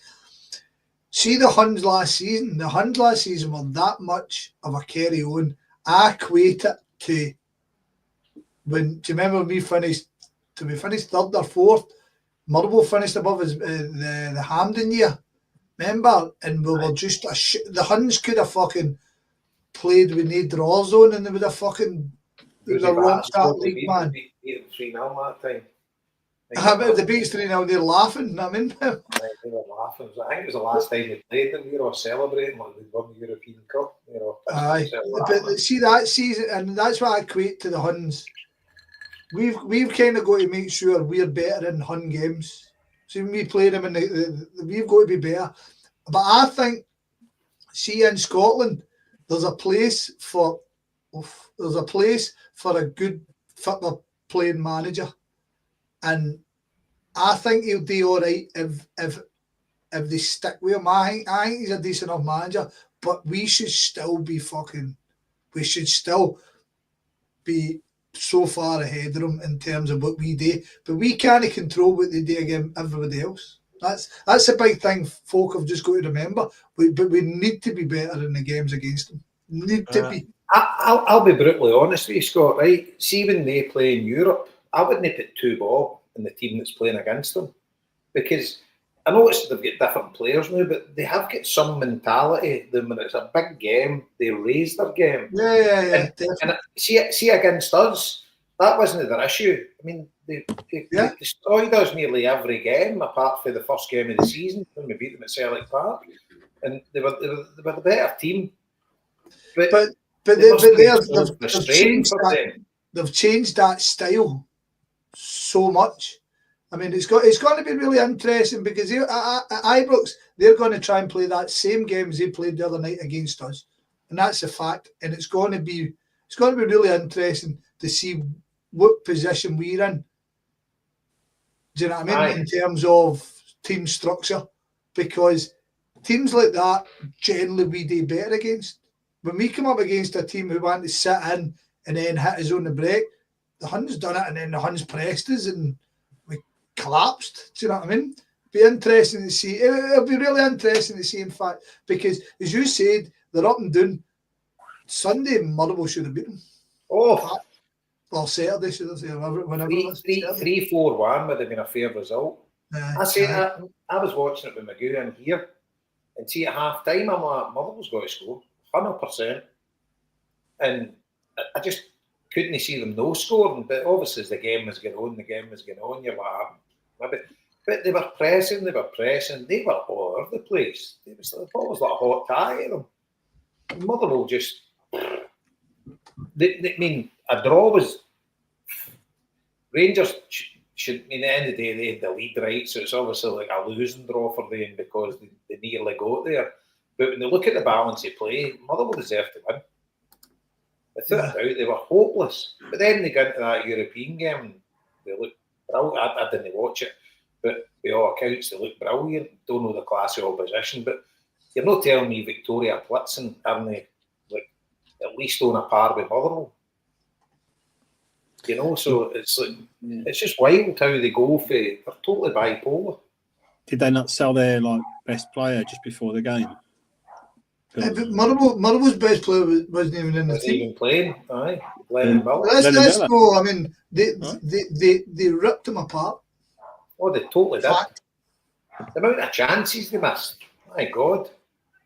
I mean, Plitzen finished a good bit half, but they finished second last season in that English league.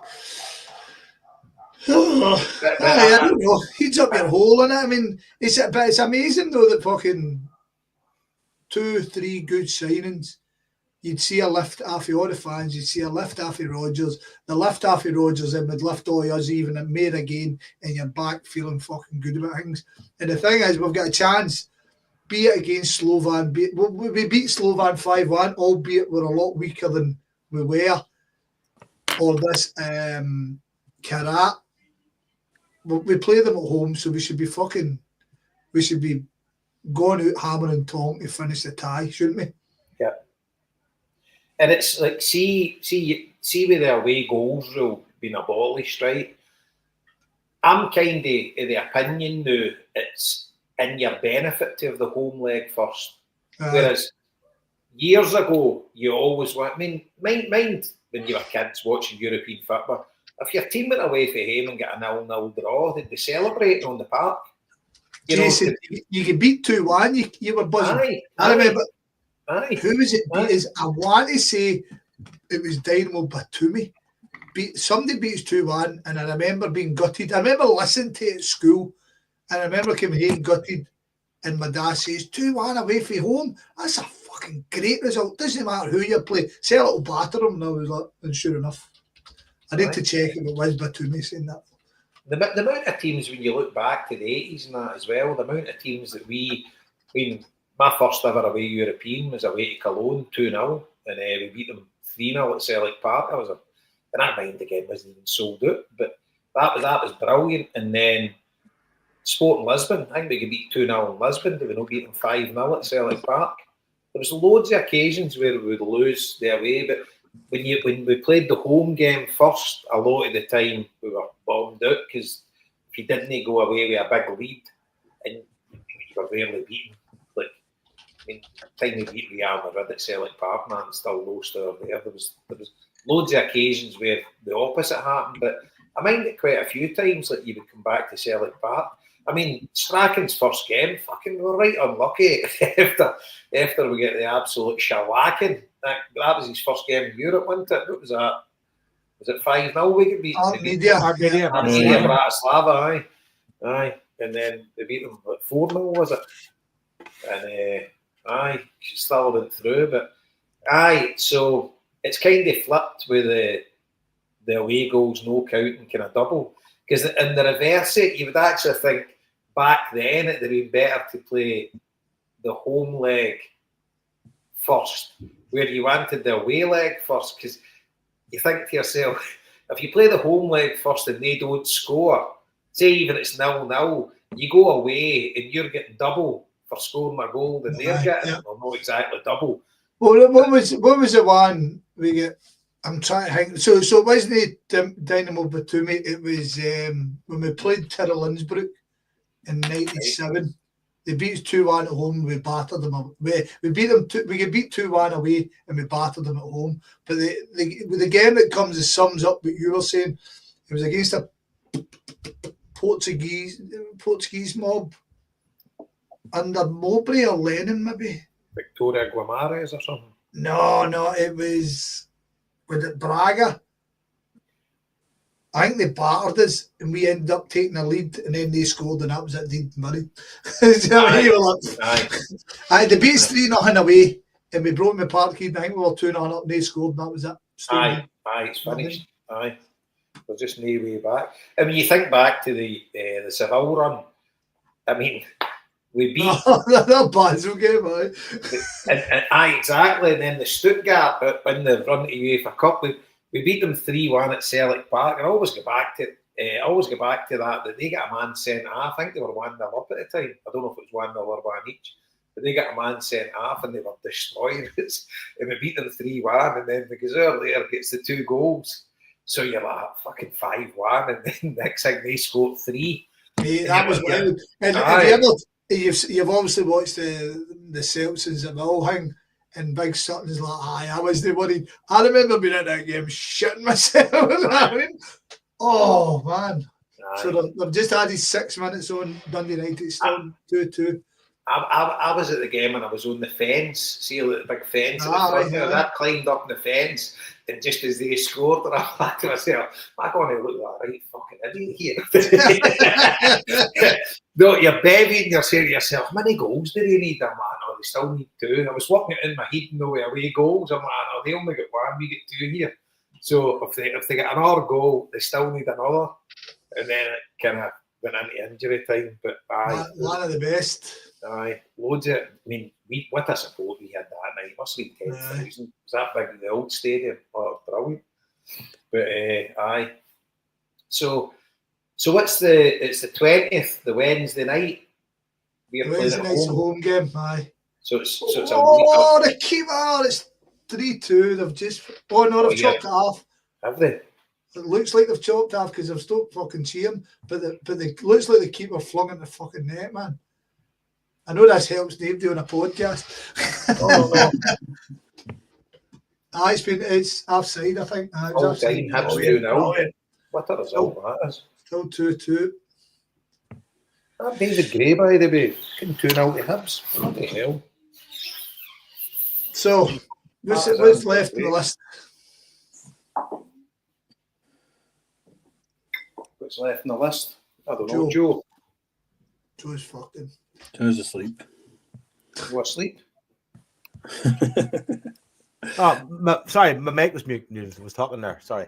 Liam, we didn't do the Bilbao boys thing. Go for it. Shout to that, mate. Carry on. Okay, so we just pull up my phone there because you sent it to me earlier on today. Jason, do you know these guys? What's this? Yeah, this sponsored bike ride thing for Palestine, Bilbao. No, I don't think so. No. So we're seeing now, right? So it's up on our Facebook page, Tony Craig, right? We are the Bilbao Boys, the Celtic Supporters Club in Bilbao, hoping to raise funds in euros for approximate distance between ourselves and Gaza. We want to send money to help with medicine and other health-related requirements. We'll be aiming for 250 kilometers per week, and we'll post updates on X, Facebook, and Instagram. The goal is to have it done before Halloween. Our friend Rob, a Brummie and Aston Villa fan, there you go, Liam, is doing some cycling for this too. If we don't make this goal, then that is fine. The aim is to raise what we can, as well as raising awareness on the plight of the Gazans. If you can't contribute, then no worries.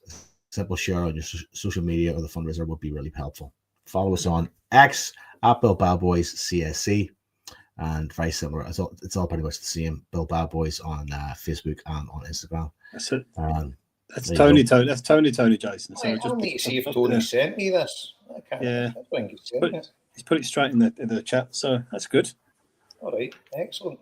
Just share it out, Joe. Just get it on the. Yeah. On X and Facebook out there and get it sent out. Fair play to the lads. I mean, we're at the stage now where anything you can do really is a positive when it comes to Palestine and Gaza. I mean, literally anything. Do you think the narrative's starting to shift quite a bit on this? In the public sphere, in terms of like people you would speak to, and people that you seen that you seen was at Sydney the other day. Yeah, people in society's starting to go, what the fuck are we watching here? What the fuck is actually happening? But I mean, this, but at a higher level, on a political level, on a kind of world power level, we are watching what we pretty much assumed we were going to watch, which is the fucking ethnic cleansing of Palestine. Well, Netanyahu's come out tonight and said he's going to occupy the full of Gaza. They already occupy 70% of it, and he says he's going to occupy the full of it. And it's just. I think the worldwide opinion. I think most people in the world have kind of switched off it now.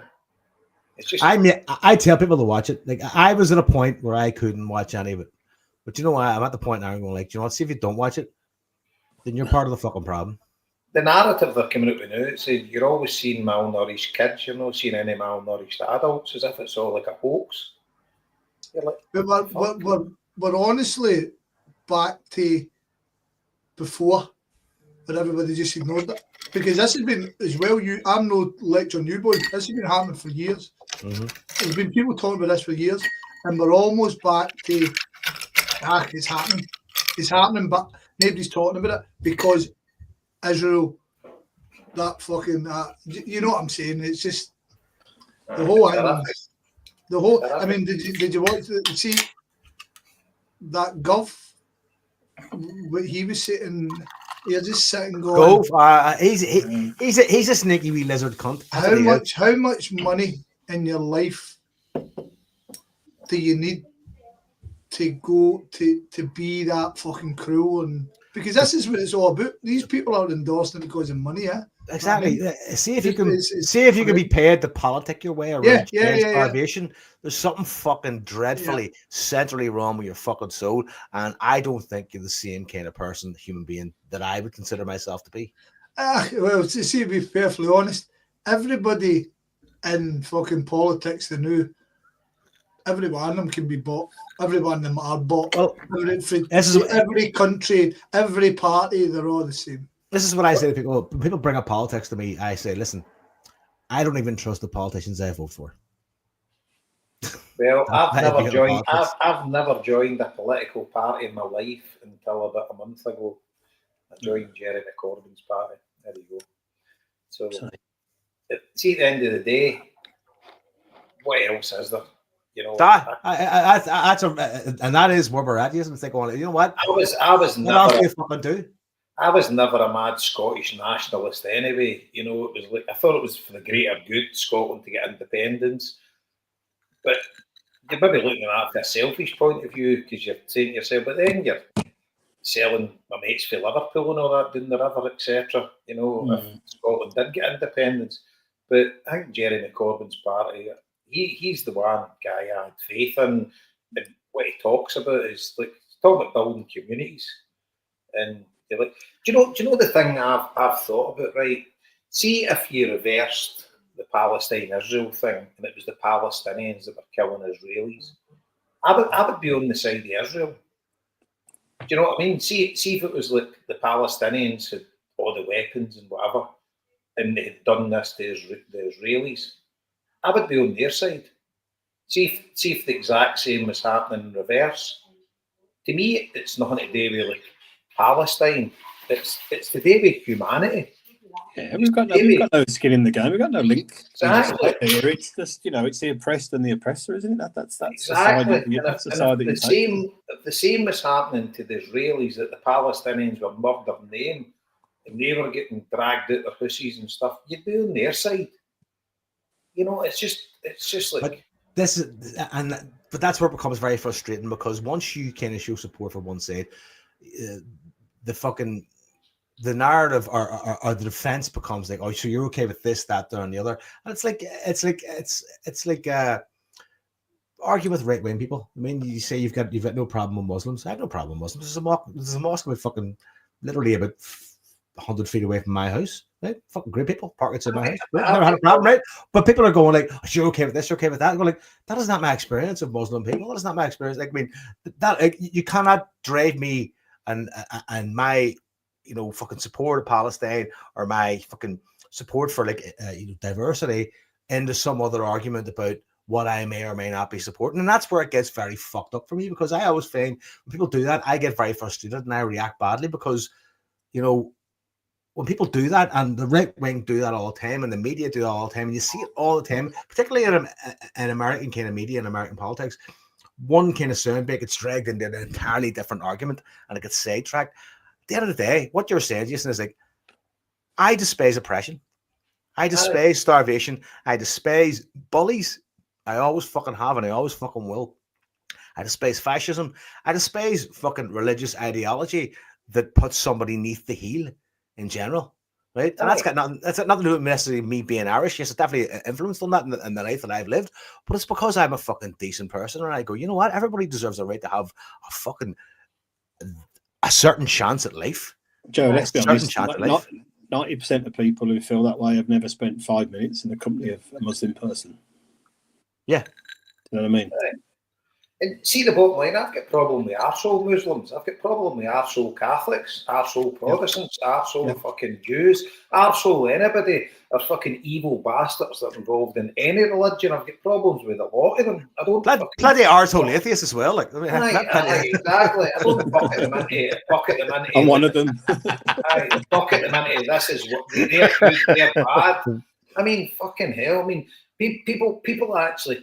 They equate now. You support Palestine, so you support Hamas, you support ISIS, and that. No, they are fucking despise them. Like at the end of the day, it's nothing to do with that. It's fucking human beings are killing other human beings. It's fucking kids. I look at it this way, just see, I fucking see living in the south, right? I lived down here 21 years now, right? I hate when people bring up the troubles to me, right? Because it's just something I don't really fucking want to talk about in general, right? Because it's like you live through it, you fucking just you fucking talk all day about it, right? But it's not really anybody any good. But the way sometimes it's framed down here, and people ask me about it, I always say the same thing. I say, listen, my view of the troubles is this: see where I grew up and where I was born, or my parents grew up, or my fucking grandparents grew up when they were born. Said, see if those people didn't stand up when it got fucking to the point where they realized they were going to be fucking executed essentially by fucking imperialist forces. So see if they didn't stand up, I wouldn't be here. I was like, and that's the only way I can look at it. And that's the way anybody who's been oppressed or colonialized has to look at it. Because that's all that matters. Survival's the fucking key when you're in it. That's it. That's all you've got available to you. Survival. Yeah. And the Palestinians and the people in Gaza are being denied every single avenue of survival, and that makes me fucking sick to my stomach, because I couldn't sit in the very fact there's human beings on this planet that would fucking sit down and go, that's okay, makes my fucking skin crawl. It's just they came up with some narrative to try and explain it and try and put their point across that this is justified and stuff. And you're like, fucking hell. That Netanyahu, all him and his cohorts care about is staying in power. They don't care about anything. They're murdering people left, right, and centre every single day, and none of them lose a winky sleep at night.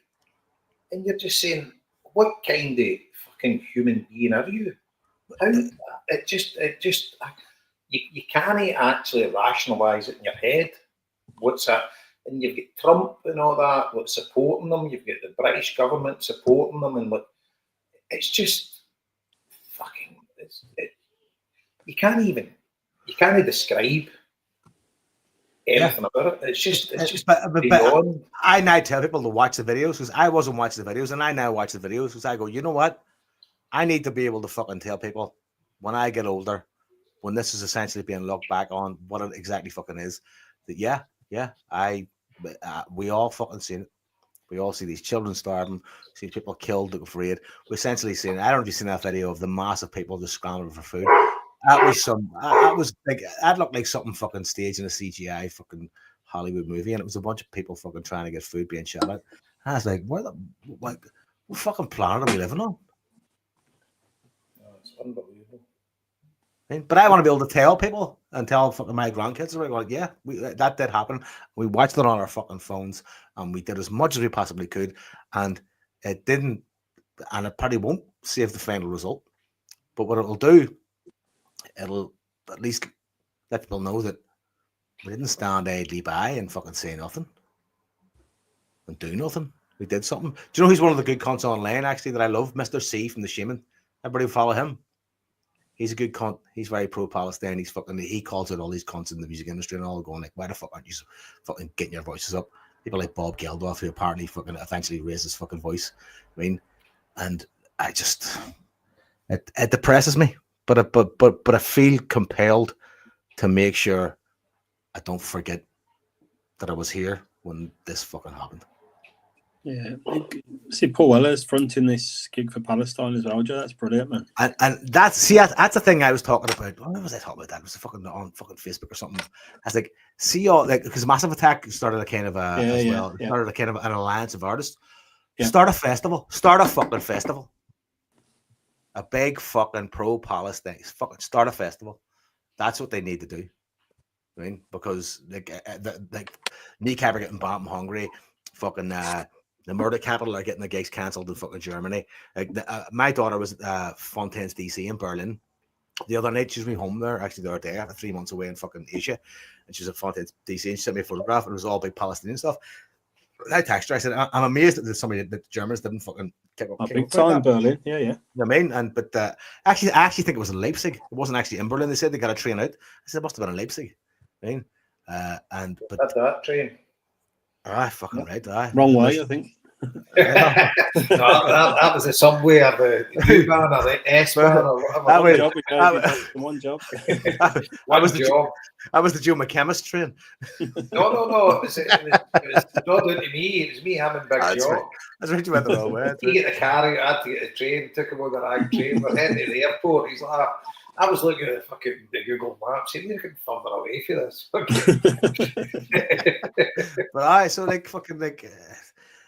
She was away seeing them, and I was surprised the Germans let that go. But my train of thoughts about going now, but fucking, I think overall, Liam, what you asked at the beginning was that like society sees this, young people see this, right?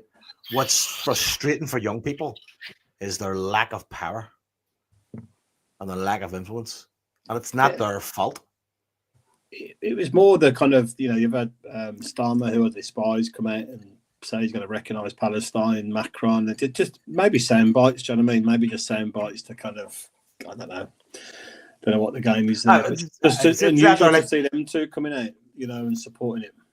Well, recognise Palestine in September. I was like, what? Yeah. What? Do you know something we don't know? Well, arm them to the teeth. Israel to the teeth until September, and then we'll recognise them. It's a weird thing. It's just, I mean, like we're never gonna I think one of them came out and says because we want to be on the right side of history. Jesus Christ, man. Fucking hell, man. I saw that apparently Israel had a big billboard in Times Square today. Yeah, you see that? It was one of the hostages who is starving. Do you know why he's starving? I'd say because everybody else is starving. because everybody else is fucking starving, man, and Aid can't get through. But this victimization, this victimizing, which is prevalent fucking in wider Oregon society in general, is just so. It's hard not to. It's very hard not to be angry. It's very hard not to fucking lose your temper sometimes during the day because of the injustice of it all. It is really difficult. I mean, see, the trouble is, Joe, and I've said this before, right? And you asked me about having Twitter or X earlier, right? And I don't have it anymore. I've got Facebook just for family stuff. It just, you can't believe anything that you see online anymore. Anything on any side of any argument. Do you know what I mean? No. It's almost pointless. Do you know what I mean? It's just there's so much stuff made up. There's so much lies just conveyed, and then just that spurn out all the bots that drive information to you based on what you. It's so difficult to weed your way through the truth these days. See on that, Liam, right? I don't know if I mentioned this to you. Maybe it did, maybe it didn't. Right? To try and cut this story as short as possible, right? So basically, on my local kind of Facebook, everybody's kind of local Facebook connected kind of fucking page where of your town, of your area, right? There's a local Facebook page here. And a video went up of a mother saying that her son had been potentially abducted, right? And the video was like a CCTV video from somebody's house. And it just showed this lad pulling up this bike, going into his house, putting his bike there, and a car was on the street. A guy got out of the car, and they got back out of the car, and the car drove away. Right? That's what was in the video, right? A young kid, Joe, or teenager? He might have been 10. Right, all right. But there was no evidence in the video that he'd been chased by anybody. Right? Yeah. I watched the video and I was like, I don't really fucking see anything in that, to be honest with you. And I kind of knew the person putting it was like, do you know what? I was like, I don't see a potential abduction there. All I see is a kid putting his bike in a house, going to the house, and a car pulling up, getting out of the car, and then getting back into the car. I was like, that's all I see. Anyway, it then circulated all around fucking Facebook and the internet, right? And a day later, she kind of retracted it and went like, oh, by the way, it turned out it was the dude from around the corner who was dropping his mate off, right? Or I was being dropped off and a guy had gone too far. He's like, oh, this is my house, get back in the car, around the corner, right? Fucking whatever. That's what it turned out to just being like a local guy being dropped off by his mate. And just by chance, this kid was going the same way and he was going the same way. So she fucking pulled the video down. Oh, I'm sorry, blah, blah, blah. Right? Which is embarrassing and fucking kind of fucked up, but whatever, right? That video, I have seen multiple times on right-wing X accounts stating that where I live is potentially a spot where your kid will get kidnapped by foreign nationals. That same video. Yeah. It's just more than once. And I got angry in my head at her for doing it. I was like, people need to understand the fucking consequences of shit like this. Yeah, totally. You don't just put it up on your fucking Facebook page and it goes away. Once you put it up, it's fucking there forever, and it can be twisted and it can be fucking used, and it is being used, and you just don't even know about it. And then you fueled the problem. And I checked these videos out on X, 70, 120,000 views, right? And I've heard friends with fucking their phones, people scrolling TikTok, and you'll just hear a video and you're like, hang on a second, you just been fed that into your, that's some right-wing pish. And I've seen people that I know well reposting that's my stuff problem, on Facebook, Joe, do you know what I mean? and I'm going, hold on, fucking, where's your critical thinking? Where is your possibility to stop and go, what am I doing here? That's my exact point. Everyone's got an opinion now, but people have stopped thinking for themselves, right? So they're just getting polluted with ideas, and that they want to share other people's views of the world rather than just think and look at things for themselves. That's what's depressing me about all this stuff. And I always make the same point to them. When people say to me, oh, fucking, because it's happening more and more often now. People going like, oh, fucking the immigrants, blah, blah, blah. And I'm like, wait, hold on, stop a second. What's your experience? What do you mean? He said, what is your experience of people from Nigeria, Pakistan, India, Afghanistan, Morocco, Muslims? What is your personal experience? Tell me what it is. And they'll tell you, and you go, right, well, does that fit with the narrative you're fucking seeing online? Because my personal experience of Muslims is the park outside my house. They're very nice to me. They chat away to me. Throw them an assalamu alaikum, and you fucking everything's sweet. And Freddie, place is buzzing. They're all around. They're going to the mosque, right? Well, but this, but that, or the other. Going like that's not your choice. It's not your decision. You don't get to decide how other people live their fucking lives. The same way you're talking about how you think they're going to make you decide to live. It's not your choice. You didn't sign up for it, so don't give a fuck about it. Why even occupying your brain space with it? Right? Because my experience is that it's fine. Tell me your experience. Do you have Nigeria? Do you work on a bit in Nigeria? I think what Jason said earlier is spot on, right? There's good and bad on both sides. You know what I mean? It's not a black and white picture either way. Just judge everyone on fucking good country. Exactly, but people who are going down this line of thought aren't basing their thinking on what they've actually experienced in life. They're basing it on what's being fucking touted in the fucking social media ether. This is what's happening. This is happening. Go like, well, look at your fucking front door. It's happening out there. Yeah, there's cunts everywhere. There's white cunts, black cunts, there's fucking yellow cunts. It makes no fucking odds. There's cunts every walk of life. That's just fucking people, right? But fucking live life off your own fucking personal experience, not off what fucking some group of wankpots is telling you is happening somewhere else. Yeah, it's mad. So just exactly what I said. It took you 25 minutes to say it. Well, you know me, just I like I like to extrapolate because I like to get this podcast to 2 hours if I can. As I say, there's good and bad in everybody. There's two things, right? I saw recently, right? There was this. I don't ask me how this even comes on any feeds that I see, but there was a young boy in Magaluf, right, trying to fight somebody, right, a young Brummie guy or a guy from the Midlands, and he's kind of like calling this guy out for a square go. But there was two guys there like filming him, right, but not just getting their phones out. They kind of had like microphones and everything, like as though they just go wandering around these sort of places looking for trouble and then turn it into some fucking social media event. And this guy was calling out this other guy for a fight for about 5 minutes, and then it cut off. And the next thing you see, this fucking guy from the Midlands, or this Brummie guy's got his arm in a bandage. He'd had his arm slashed or done in and whatever. But you just like, what the fuck? Why are people going around in these places, like actively, desperately trying to film people, like fighting or having bother or whatever else? And that's all it seems to be when you're on your feeds of stuff these days. It's just people fighting everywhere and people just sticking the cameras in the face in the middle of these things. It's I don't know, I find it really weird, really depressing.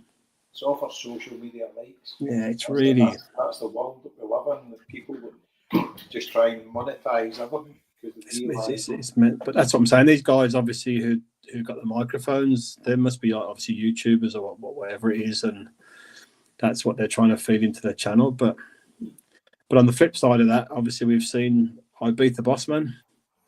Do you know what? People are laughing at the cunt, but he's a legend now. He's not a social media icon. Cannot fault the man's confidence. It's so funny, man. Thank you, musician. Enjoy yourself. out there looking like he's just walked out of the Lego movie. Unbelievable. What did they say? Ocean at 10 a.m, Battle of Hastings at 12.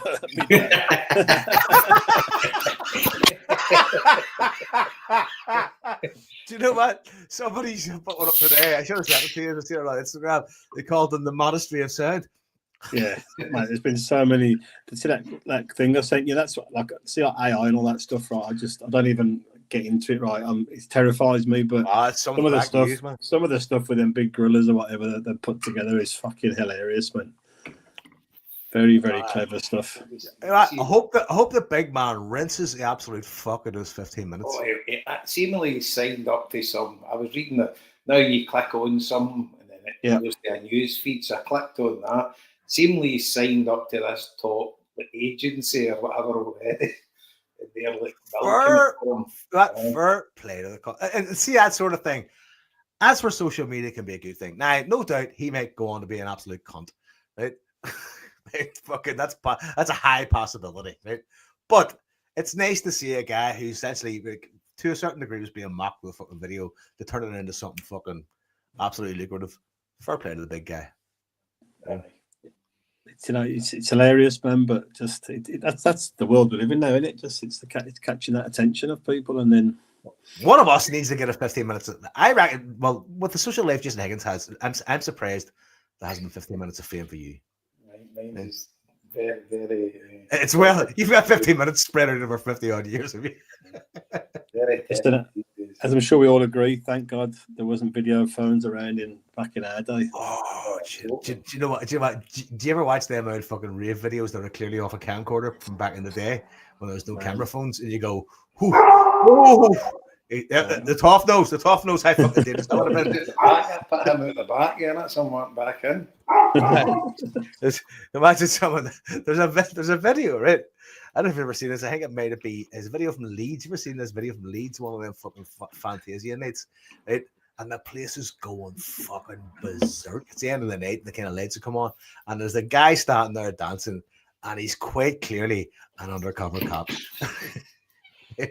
It's you have to see it. It's just he just stands out of fucking mind. He's hardly dancing. He's standing there. He's just not dressed like anybody else. He's got a fucking brown leather jacket on. He looks like he's going to a fucking wine bar, right? And he's just standing there, and his head's kind of slightly nodding out of time. He's going like, "That man is an undercover policeman." And it's all in the comments of the video going, "Clearly, your man's a cop." The best one was the Quadrant Park video, I think. I think that's probably the best one. See, when you look at the old, like, brilliant, isn't it? Late 80s and the 90s, unreal. And like, I was in the middle of all that, and it was just what a time it was to grow up. Unbelievable. Just see me hang back and I always say that I would remortgage the house just to have one of the nights again. Here's the thing. Right? I was talking to Lucia. She was back in Berlin. They spent the last 5 days of their 3 months in Asia in Berlin, and they went to see obviously the Fontaines, and they went to a few clubs. They said the best thing about Berlin clubs is like take your phone off you. Yeah. Yeah, the techno clubs, it's really hard to get in them, isn't it? And then they all take the phone off you. Take your phone off you, locked away. And here's the thing. She said the best thing they have is they have awareness stewards. You know what this? Right? They have awareness stewards. They have an awareness team that moves around the club. So if somebody looks like they lost their friends, maybe a bit gazumped, right? A bit fucking wiped out. They're then brought to the kind of front area, kind of sat down, given some water, and then they're given their phone. And their phones to kind of try and contact their friends, where you staying, blah blah. Figure out how they're gonna get them home, and then somebody goes out and tries to find somebody that knows them in the club. I was like, that's fucking incredible. Yeah. Right? An awareness team. See in Ireland, they're sort of pretty the same in Glasgow. It's like, get the fuck out, you cunt. Onto the street, you boy. The awareness team is in McDonald's with a fucking milkshake for you. Fuck off. I know. But Berlin, that's a cracking side, and it's like it was. I knew that Berghain, Rory's gone with his girlfriend. He's married all that music, so he's wanting to go to that. But as I say, they'll never experience what we did in the 80s. I think we need a HomeBhoys Rasta reunion in Berlin. I think it's revisit the reggae den. That's what I say. The reggae den was class, wasn't it? That was one of the best away trips, and the fact that Joe made it there and back on one of the e-scooters, and you were staying at the other end of Berlin for 24 kilometers on an e-scooter. Hold on, he carried me over his shoulder, fucking one of the ways as well. To be fair, unbelievable. I still can't get my head around that. I couldn't have made it to the next street. I mean, 24 kilometers. Do you know what the reggae den was actually a mental health haven. Do you remember our Colin was in the bar with us, right? And our Colin, he's a laid back guy, and him and his mate Mailer, they were heading back to New York, and they left us. I don't know what bar we were in a bar near the Alexanderplatz, and they left us and they went to the airport, and then they were back about an hour and a half later because they missed the flight, because our Colin was so fucking chilled out. They got there, the flight was gone. And Mailer was fucking freaking the fuck out because he had wait for the kid and it wasn't going well, blah blah. And next thing he ended up back in the reggae den, and he was fucking stressed at the fuck. And see, by the end of the night, he was in groove form. He was because the reggae day was fucking. Liam had the first UB40 album on. We were all fucking chilling the reggae day. Going, this is great crack. We're having great fun. present arms. That was it. Do you know what? You introduced me to that album, Liam. Still play it, Liam. To be honest, I mean, that was when they were like good proper reggae, you know, like a bit hardcore. Then obviously they went into all the karaoke stuff after that. But that was their rawish stuff. Really, it was good. Aye, brilliant. Do you know what? It's one of the bands that I never ever disliked. I mind I knew a wee guy.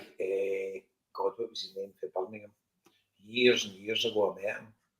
He was one of the best pool players in the world at the time. And he was mates with him, and he went to Jamaica with him for 6 months. And he was telling all the stories. Bang on. It was excellent. Really, really good. I can't even mind the wee boy's name. I think Jim Cameron met him a few times as well down the years, but they were great when they first started, man. And they were good. They've been good for years, but just more of a obviously karaoke band as they got. They obviously monetised it, realise the money they made. Fair play. They're playing a fella in Belfast, I think, this week. It's on Sunday, isn't it? But they've been split for years, Joe. So Ali Campbell does his own thing, doesn't he? Yeah, him and one other guy does it, and then the rest of them, but which is not kind of the same. But it's a band like that, you just go and listen, just like you go and listen to what they're playing, and that's good enough, isn't it? Really. Class.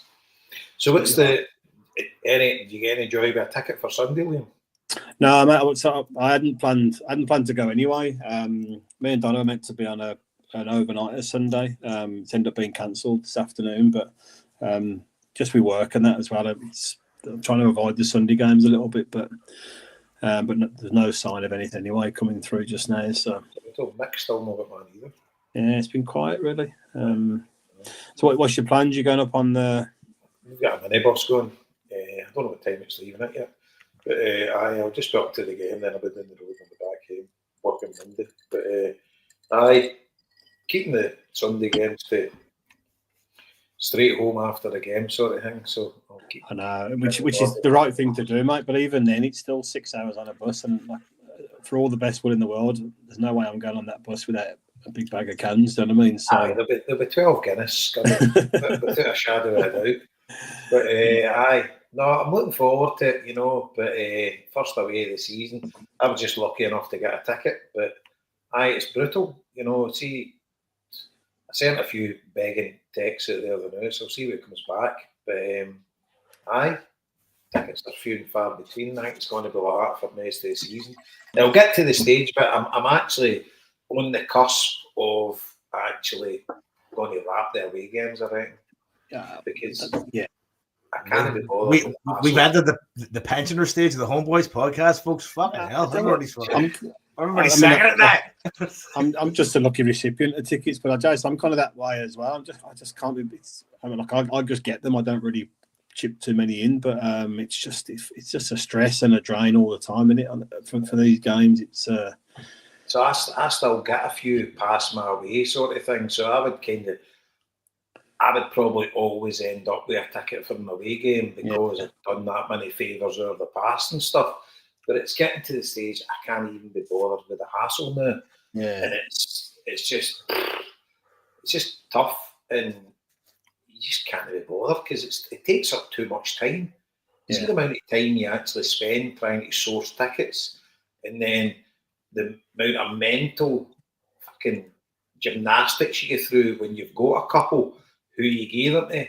And the guilt complex because you've not sorted him out and he's sorted you out before, and you're maybe giving one to a mate that hasn't sorted you out before, so you shouldn't give him it, but you should give it to somebody else, and it's like, But it's going to the stage now. I sent out a couple of begging texts and I've not had anything back, so there's a few that's scrubbed right off straight away, and that's a weight off my mind now because I've sorted them out and they've not come back with anything for me. So, and I've sorted them out with big games as well. So they've not come back with anything. So there's a wee bit of that I can maybe just scrub them off now. So, it's murder. It's tough.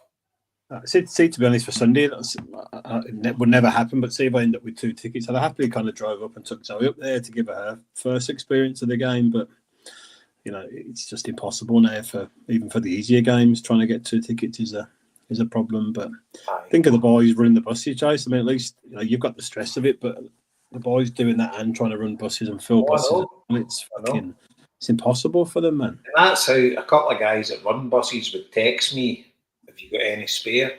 But I'd end up having to say to them, I said to them at the end of last season, I says, look, mate, I says, don't ask me for any spare again. Because I says, you're never giving me one back. You're always sorting out your bus. So you're off the list now. And I would always try, because obviously the guys that go on the bus deserve tickets, etc. But it's getting to the stage that you need to be so selfish now that you only give them to people that give you them back. So I've got about 4 or 5 that give me tickets. And what I do now is if I get a spare, I'll always offer them to them first. Yeah. Before anybody.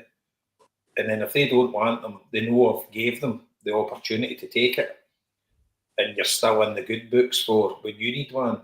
But I'm getting to the stage now I can't even be bothered. I maybe just start going to home games.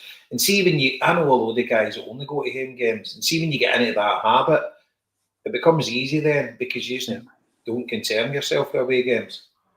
You just go to the home games. So I don't know. I think I'm trying to pick up a few day trips this year instead of doing the weekends, because the weekends are they're expensive as fuck. Like, I mean, so like I know there's a few buses up north that have a lot of space on them, so I get £75 for your travel, I mean, for your bus and your ferry, and like tickets there. So it's something I'm considering, like in terms of like trying to cut costs, because people are fucking skint as well. I mean, Celtic are fucking, like, costs are going up. I mean, fucking Celtic. You don't go on that St Margaret's bus, Joe. I know, but it'd probably be handier for me in terms of like carting him along. We just need to go to Belfast, stay at Mass House for the night, meet the bus at 6, down at the docks, and then go over that way and come back at 11 o'clock, stay at Mass House, just to fucking not make it so harsh on him. You know what I mean? Joe, what's it like for getting flights back home on a Saturday after a game? It depends on. It's grand, but like, see, when I take him and he's so fucking.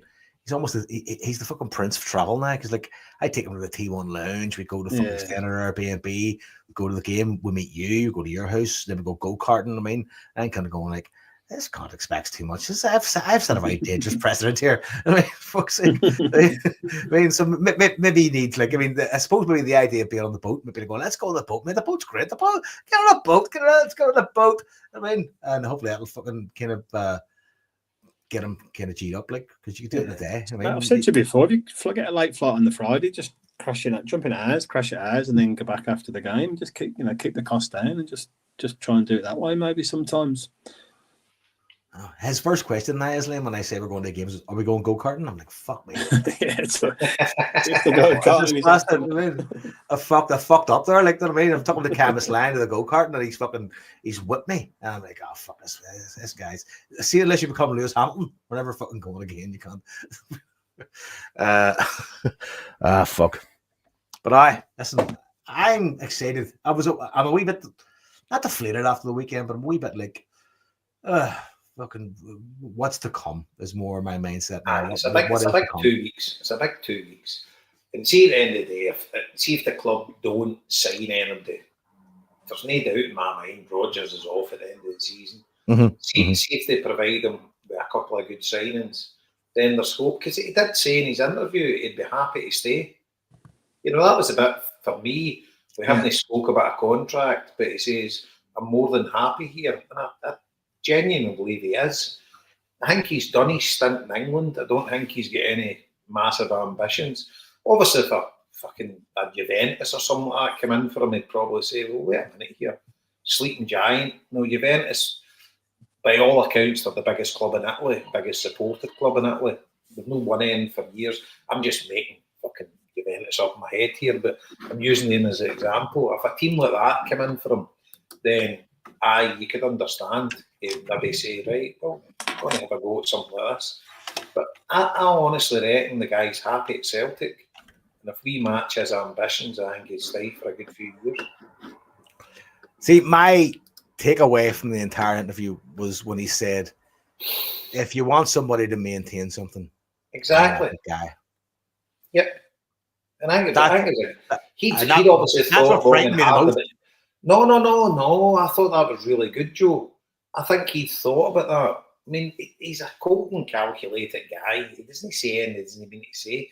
I thought it was brilliant what he said, because basically he called the board out and says, basically, if I leave here, the fans know that you just want a custodian in here to just tick the place along. You're no one to push. And let's face it, we're not going to win the Champions League. It's virtually impossible for a team for Scotland in this day and age to win the Champions League. Aye. But you need to get your best shot. You know, and you need to, and the thing is, the monetary value of getting a further round is astronomical.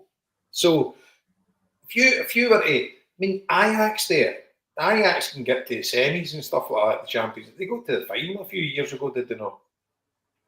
But they like a rebuild, and it's through their youth academy. They don't win the Dutch League for 3-4 years. They'll have downtime, but they'll come back. You know, that we can't do that because fans don't allow it. You know, it's like if Celtic were to do this constant rebuilding and only win the league maybe 3 years in a row every 4 or 5 years and have a shot at the Champions League and then go on a downturn again and can replenish, it wouldn't sell. You know, we'd lose fortunes. Fans would fucking bolt, and it wouldn't. I just think, see, like the saturation point we're at the now with the waiting lists and that for season tickets. If Celtic were to downgrade for Rodgers at the end of this season, get a manager in that hasn't got a clue, and you could end up spiralling to be in the state that mob are in. Aye. No, you go back to daylight attendances, wouldn't you? Aye, you would. And the thing is as well, the cost as well, because people would gee up their season tickets easier now than maybe they would have then, because it's a lot more expensive. People aren't earning as much money, etc. And so I don't know, but I just think if the board get a couple of good signings in and we make a fist of it this year, I don't mean domestically, I'm talking about in Europe, and we see a progress that they are want to take the club forward, then I think he'll be here for a good few years, and I'd love that, because he is a top-class manager, regardless of what anybody thinks about him. And I'm not his biggest fan either, but I think he's a top-class manager. I think he's good for the football club. Yeah. For me, it's just really simple. I mean, any operation, any business, you know, you build from a position of strength. You know, we could not be any stronger. You know, we've got the best manager we can probably attract. We're the richest we've ever been in our history.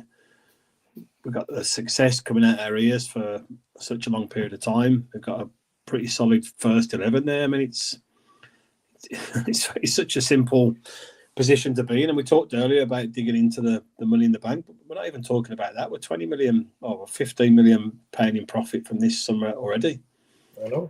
So, and then Matt Riley's maybe going to get 10% on that. It just like fucking just make one signature signing before. And I know we're maybe playing a game of cat and mouse or whatever, but just get out there and make one signing to ignite the support, ignite the manager, or just whatever else. It's see as well, Liam. We could be entering a period here. Maybe I'm getting a bit ahead of myself. Dundee United, it's a good result in Europe, right? Hibs have won 2-0 away to Partizan Belgrade. When's that ever fucking happened before? Right? And the thing is, you could begin into a golden period of Scottish football. Mm-hmm. David Gray has got a quality Hibs side there. McInnes has took over at Hearts, and you've got Tony Bloom in. So he's saying they'll split the old firm, and he's saying within 10 years he's want Hearts to win the league. So it could be a right, proper, exciting time within Scottish football. Yeah. And you've got Brendan Rodgers there. We've got everything ready-made. Let's just go for it and see where it takes us. And the thing is, it's it's amazing for us if all these other teams start getting better. Because then you've got a competitive league, and you never know that the football of Scottish football could increase throughout Europe. You know, all it takes is a wee bit of investment. If you Tony Bloom coming in, if David Gray does well with Hibs, they've made a bit of investment, signed that Grant Hanley as well. He's a decent signing for them too. You say to yourself, this could be a right competitive league. And can you imagine Dundee United and Hibs qualify? You've got Aberdeen in the group stages. Imagine one of them does a run. Can you imagine like a Hibs getting to like a semi-final, the Conference League or whatever? You know, something like that. It could make Scottish football the place to be. You know, at the end of the day, England has got all the Sky money and they've got top teams, but they've got loads of teams that have hung on to the coattails of your Bournemouth and all that, and end up with 100 million. And they've got clever owners that's invested it well in that. But they're wee shitey clubs with 10,000 to a crowd. Like Hibs are a far bigger team than Bournemouth. Aberdeen's a bigger team than Bournemouth. Yeah. You know, but they clubs have got a forward-think manager, Areola. Imagine Scottish football suddenly became good and it suddenly attracted players. I mean, it could end up catapulting the league to be, I'm not saying like a top 5 league in Europe, but it could end up, it's a small population, whatever, but we could end up starting to be a place to be, if you know what I mean. Yeah. It's mental thinking. Yeah, remember all this talk about playing in England, right? I've got no interest in Celtic playing in England at all.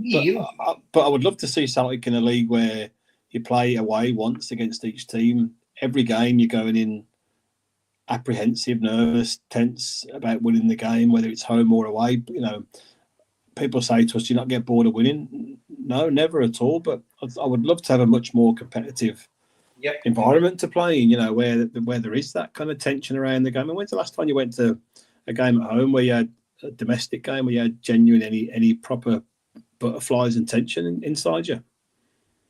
Aye, exactly. If you could actually make it that you had a 16-team league that was competitive, you know, obviously you'd have the couple of patsies at the bottom, etc., that weren't doing it.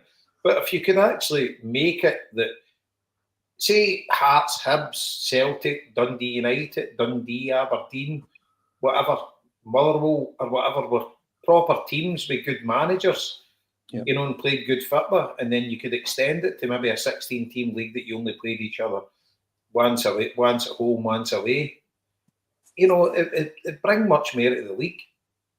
Definitely. You'll know from your Everton pals, Jason, you know, you look out at the start of the season, right, when are we at Liverpool, when are we at Man United, when are we Villa, whatever, you know, these, and that's your one away day at that club where you're looking forward to building around that. That's a nice buzz when you're only playing that often there. Aye. And we know we're going there twice. Is Scottish football not afflicted by the fact that it's the ugly step cousin of English football? Because of proximity in general and because of Sky Sports? I get that, Joe, and I, in a certain extent, but we still stand on our own 2 feet. And the media deal, without a doubt, because of Sky, etc. But if you were making it a better proposition and you were making a more attractive proposition, you would get more money coming into it. It would all be the juggernaut effect. I mean, I suppose the kind of proof of that is the League of Ireland at the minute. I mean, I seen a thing today. It was like this time last year, Bray average support was like, I don't know, 283 people. Now it's something like 1,500. I mean, which is not insignificant. I mean, but it proves a point that when the product's better and people can afford to go, you'll get the crowds.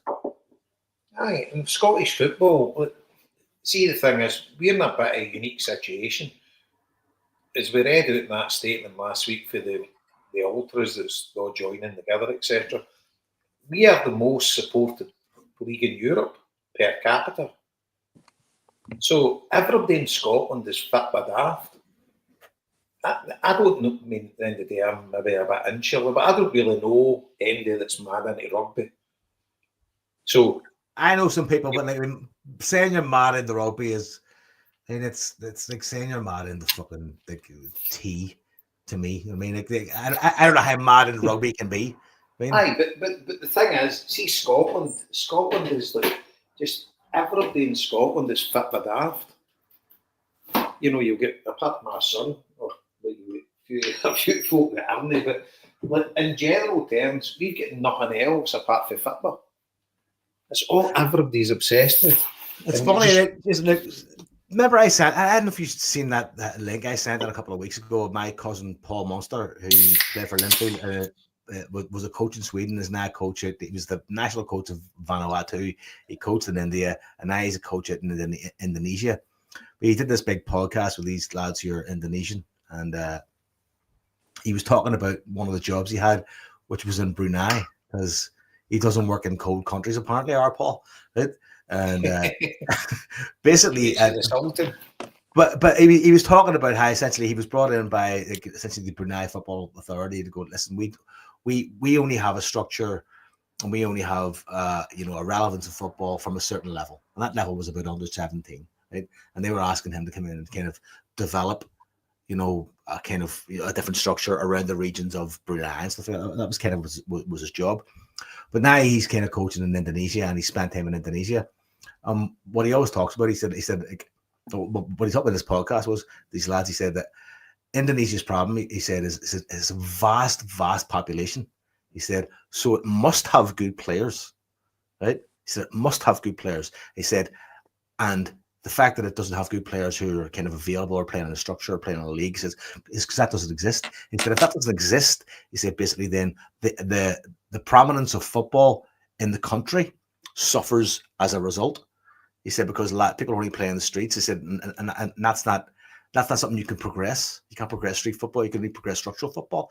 And he said, so what part of his job is to develop these sort of structures regionally so that the better players can come through. And he said, and you start to see that. You start to see the better players, so some really, really good Indonesian players coming through. And he's now coaching one of the top Indonesian teams. But it was a fascinating insight to somebody who looks at it very granularly, going like, this is how you not only elevate players, but elevate football in your country. And I go like, that is a really fucking unique lens to see the fucking world of football through, because I've never heard of anybody else speak about it that way. Well, you look at Iceland.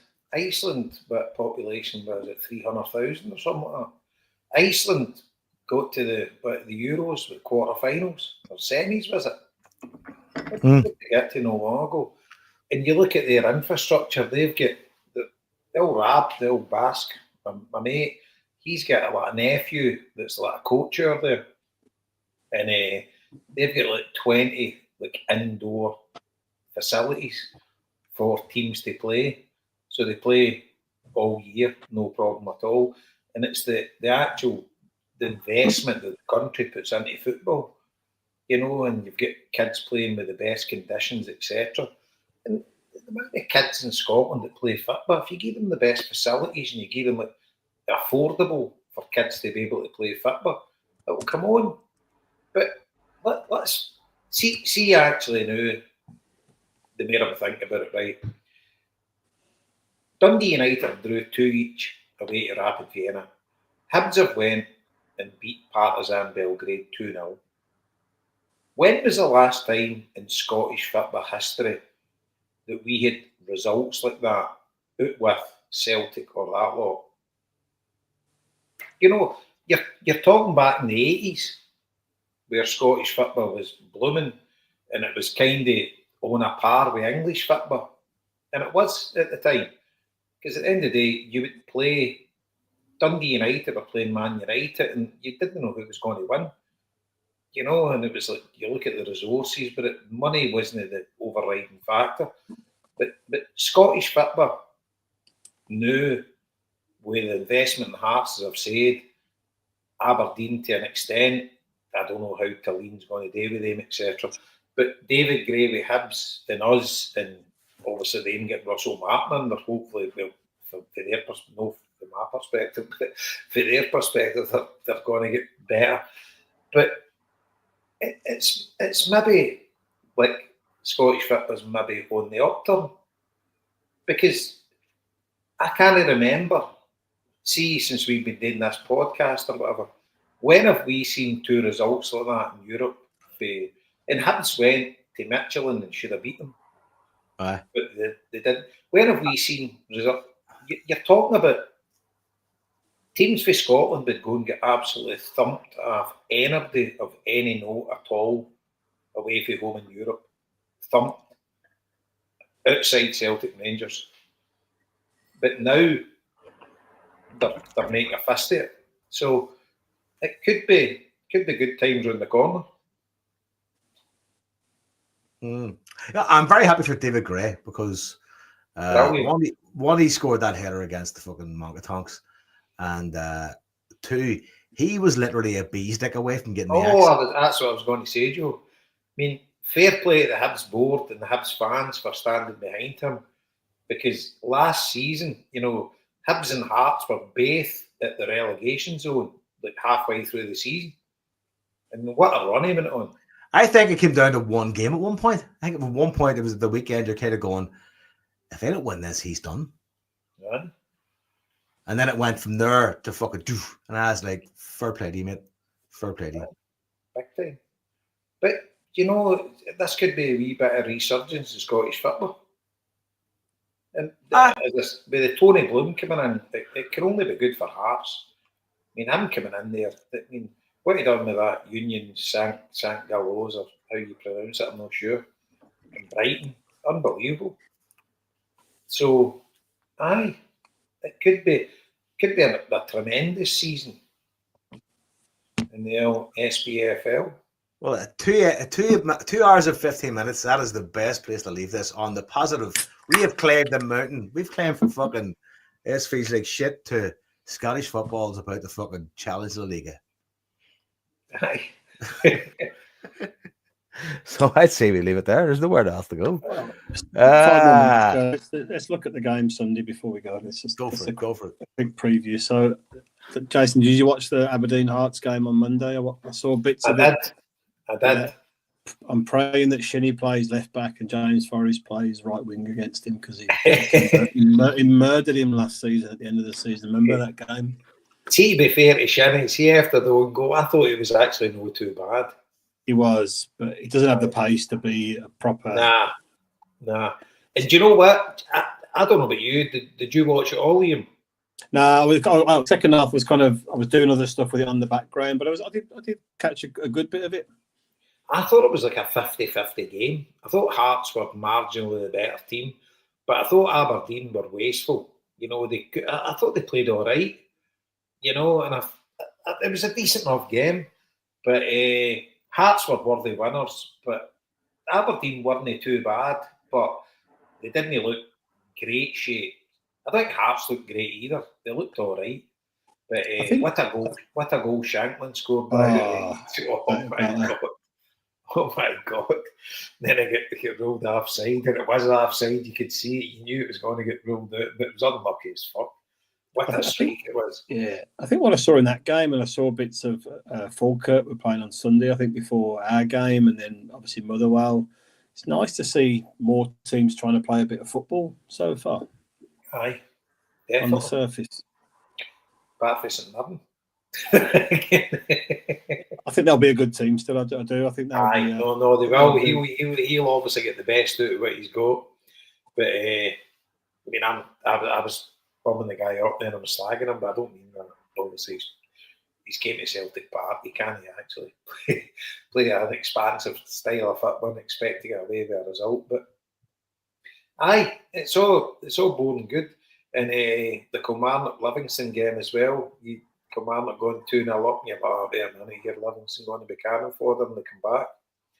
So, even Livingston, again, listen to the Open Goal podcast, but they seem to have transformed the way they play. They seem to be playing a lot more football now, and certainly I watched the highlights Saturday or Sunday. I thought they were pretty good, played a bit of football. A good striker up front. I think he used to be at Kilmarnock. He looked a good player. Boy scored the first goal. Less said about Dundee, the better. It's a weird setup. That is a weird one. Amount of players they've lost, then they've got Elvis in. He's turned around. Yeah. If you want somebody that's got success, I'm not your man. And do you know what as well? I've said to you before on this, I really like him, right? And it's good when I listen to other podcasts that loads of folks say he's a cracking guy, because he never ever says anything bad about Celtic. You know, and I thought a decent player for us when he played with us as well. I'm not a fan of him, right? But just pure that's ignorant saying that, right? But every ex-player that's played with him for Celtic, they can't speak highly enough of him. Aye. And he was the only one I ever heard say that, like, saying for Celtic cost me friends. People aren't in my life anymore. Aye. Well, he played with that a lot, didn't he? And then obviously maybe friends about that. And then, but he's never ever said anything bad about Celtic. And, fair play, you know. But I hope it works out for him, but I can't see it. It seems doomed for the start. And obviously Dundee fans were raging when they got the job. And it's like just a weird. I actually couldn't imagine taking a team talk off Stephen Presley without going, huh? But see like to me, see like Dundee, would you not think Dundee are a far bigger team than St Mirren? Yeah. Why would they not go for Robinson? You know, maybe St Mirren have got better finances than them. They wouldn't be able to pay him any more or whatever.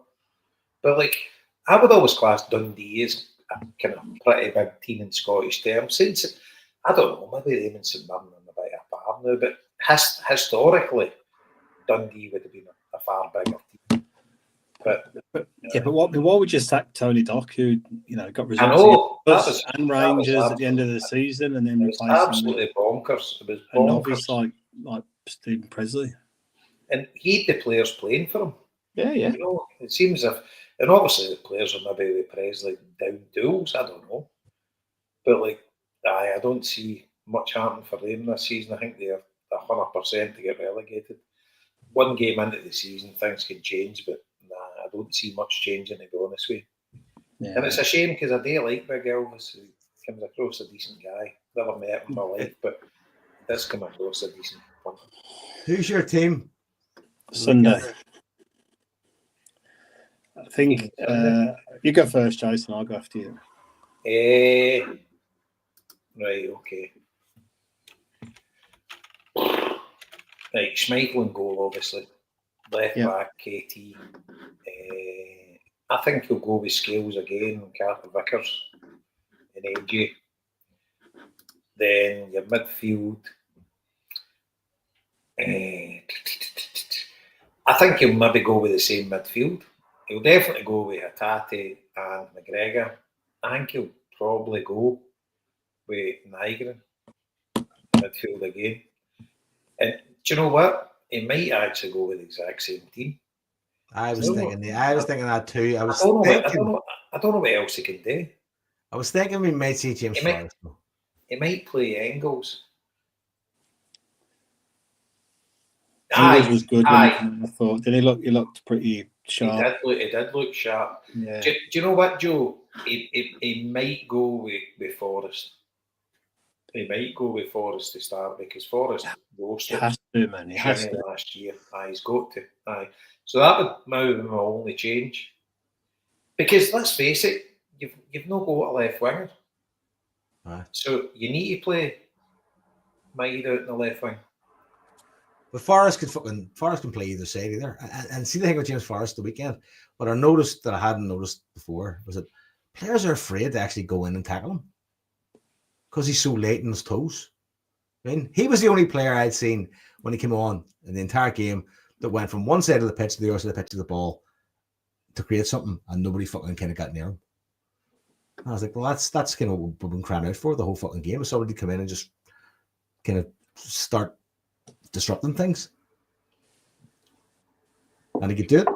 And he did do it. So to not play him, again, I said it last season, like if you have a fit James Forrest, you get 60 minutes out of him, fucking do it.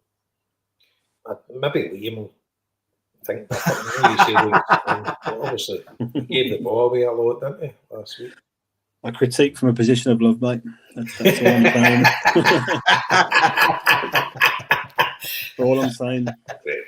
We need to let the listeners know what you said to me, don't we? Should we?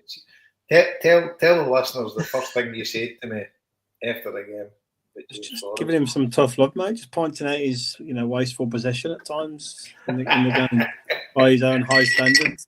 Interpreted what I said. Listen, let me tell the folks the truth. Liam's in the chat, slating James Forrest. Fucking load of pish. Absolute shit today. Get that cunt. It's not quite true, Joseph. That's not quite true. I'm in Skip's side here. Aye. So I think to be honest, we'll go the exact same. Potentially Engels in for Nygren, and do you know what? I think he might play Engels because you're playing away from home. You're playing away from home, and it's maybe the defensive type rather than the gung ho type.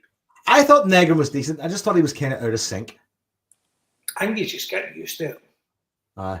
I think he'll be a player, by the way. I think he'll get us plenty of goals. I'm confident he'll be a good one.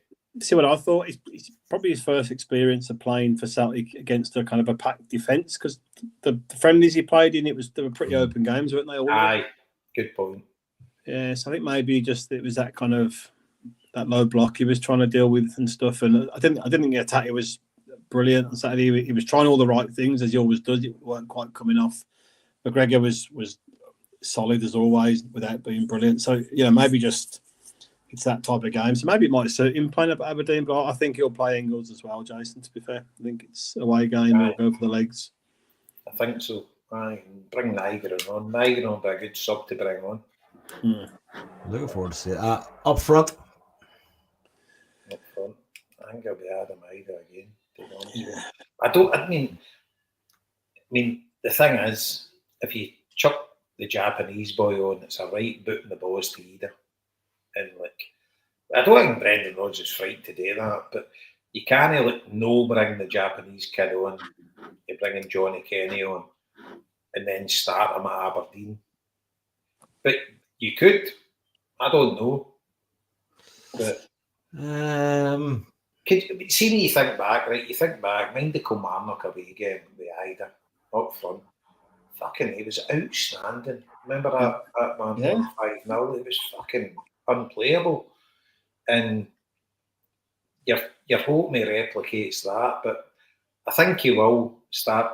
The main point is we don't have a left winger, so right. Yeah, people keep saying about us signing a left winger. We need a right winger. We do, but Maeda would be brilliant on the right wing. I know he wouldn't be cutting inside, but he'd fucking destroy everybody on the outside anyway. So it's kind of fucking criminal to have Kieran Tierney on the left as a left back and not have somebody decent you can link with. Yeah, I mean, not like you fucking you're wasting it. You're wasting a mad part of Kieran Tierney's game. But if you think about the way we played Sunday, Johnson was playing much more inverted than he normally does, right? So if Maeda's playing 1-on-1 on the right wing, he's gonna do that guy every single time. Aye. So if we sign a left winger before a right one, for me. It's not a big deal. It might be someone that links up a bit better, technically with Tierney, and then Maeda just burns them every time. Yep. I think Maeda could play anywhere up front. Yeah. I think without a doubt. Yeah. And as you say, he's better. He's better on his right foot than his left, so he's probably better on the right than he is on the left. Yeah. So concentration, Celtic should be a left winger. But the thing is, you're not going to pay big money because you're going to get Jota back.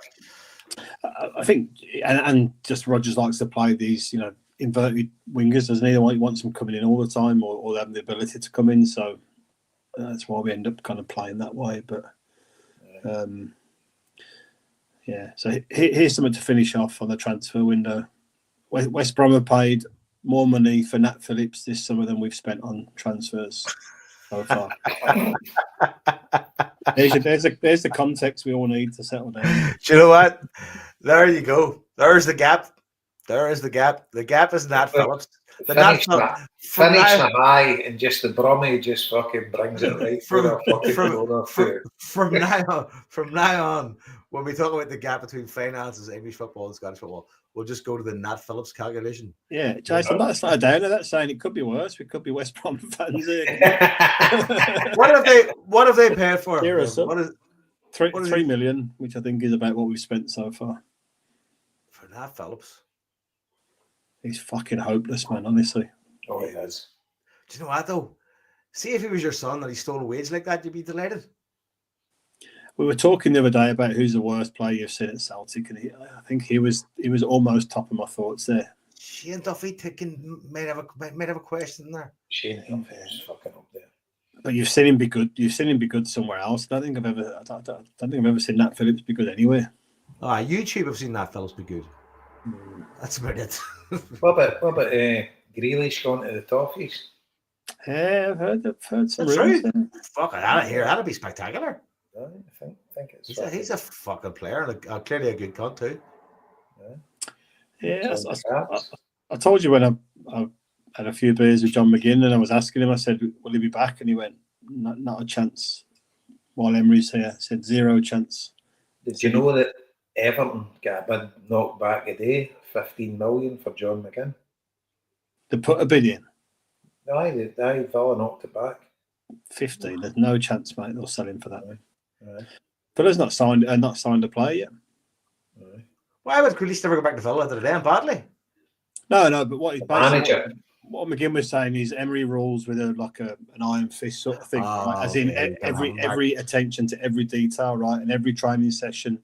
Remember I was saying to you that him and Grealish and McGinn were best pals at Villa when he was there, and then when I was at that game there, I thought them two would have a big hug at the end, and they were sniping at each other, arguing all the time. And McGinn was saying Grealish is just bad-mouthing him through the whole game, and he said he used to be like that every day at training. He just used to abuse everybody around him just to get himself motivated to train and play.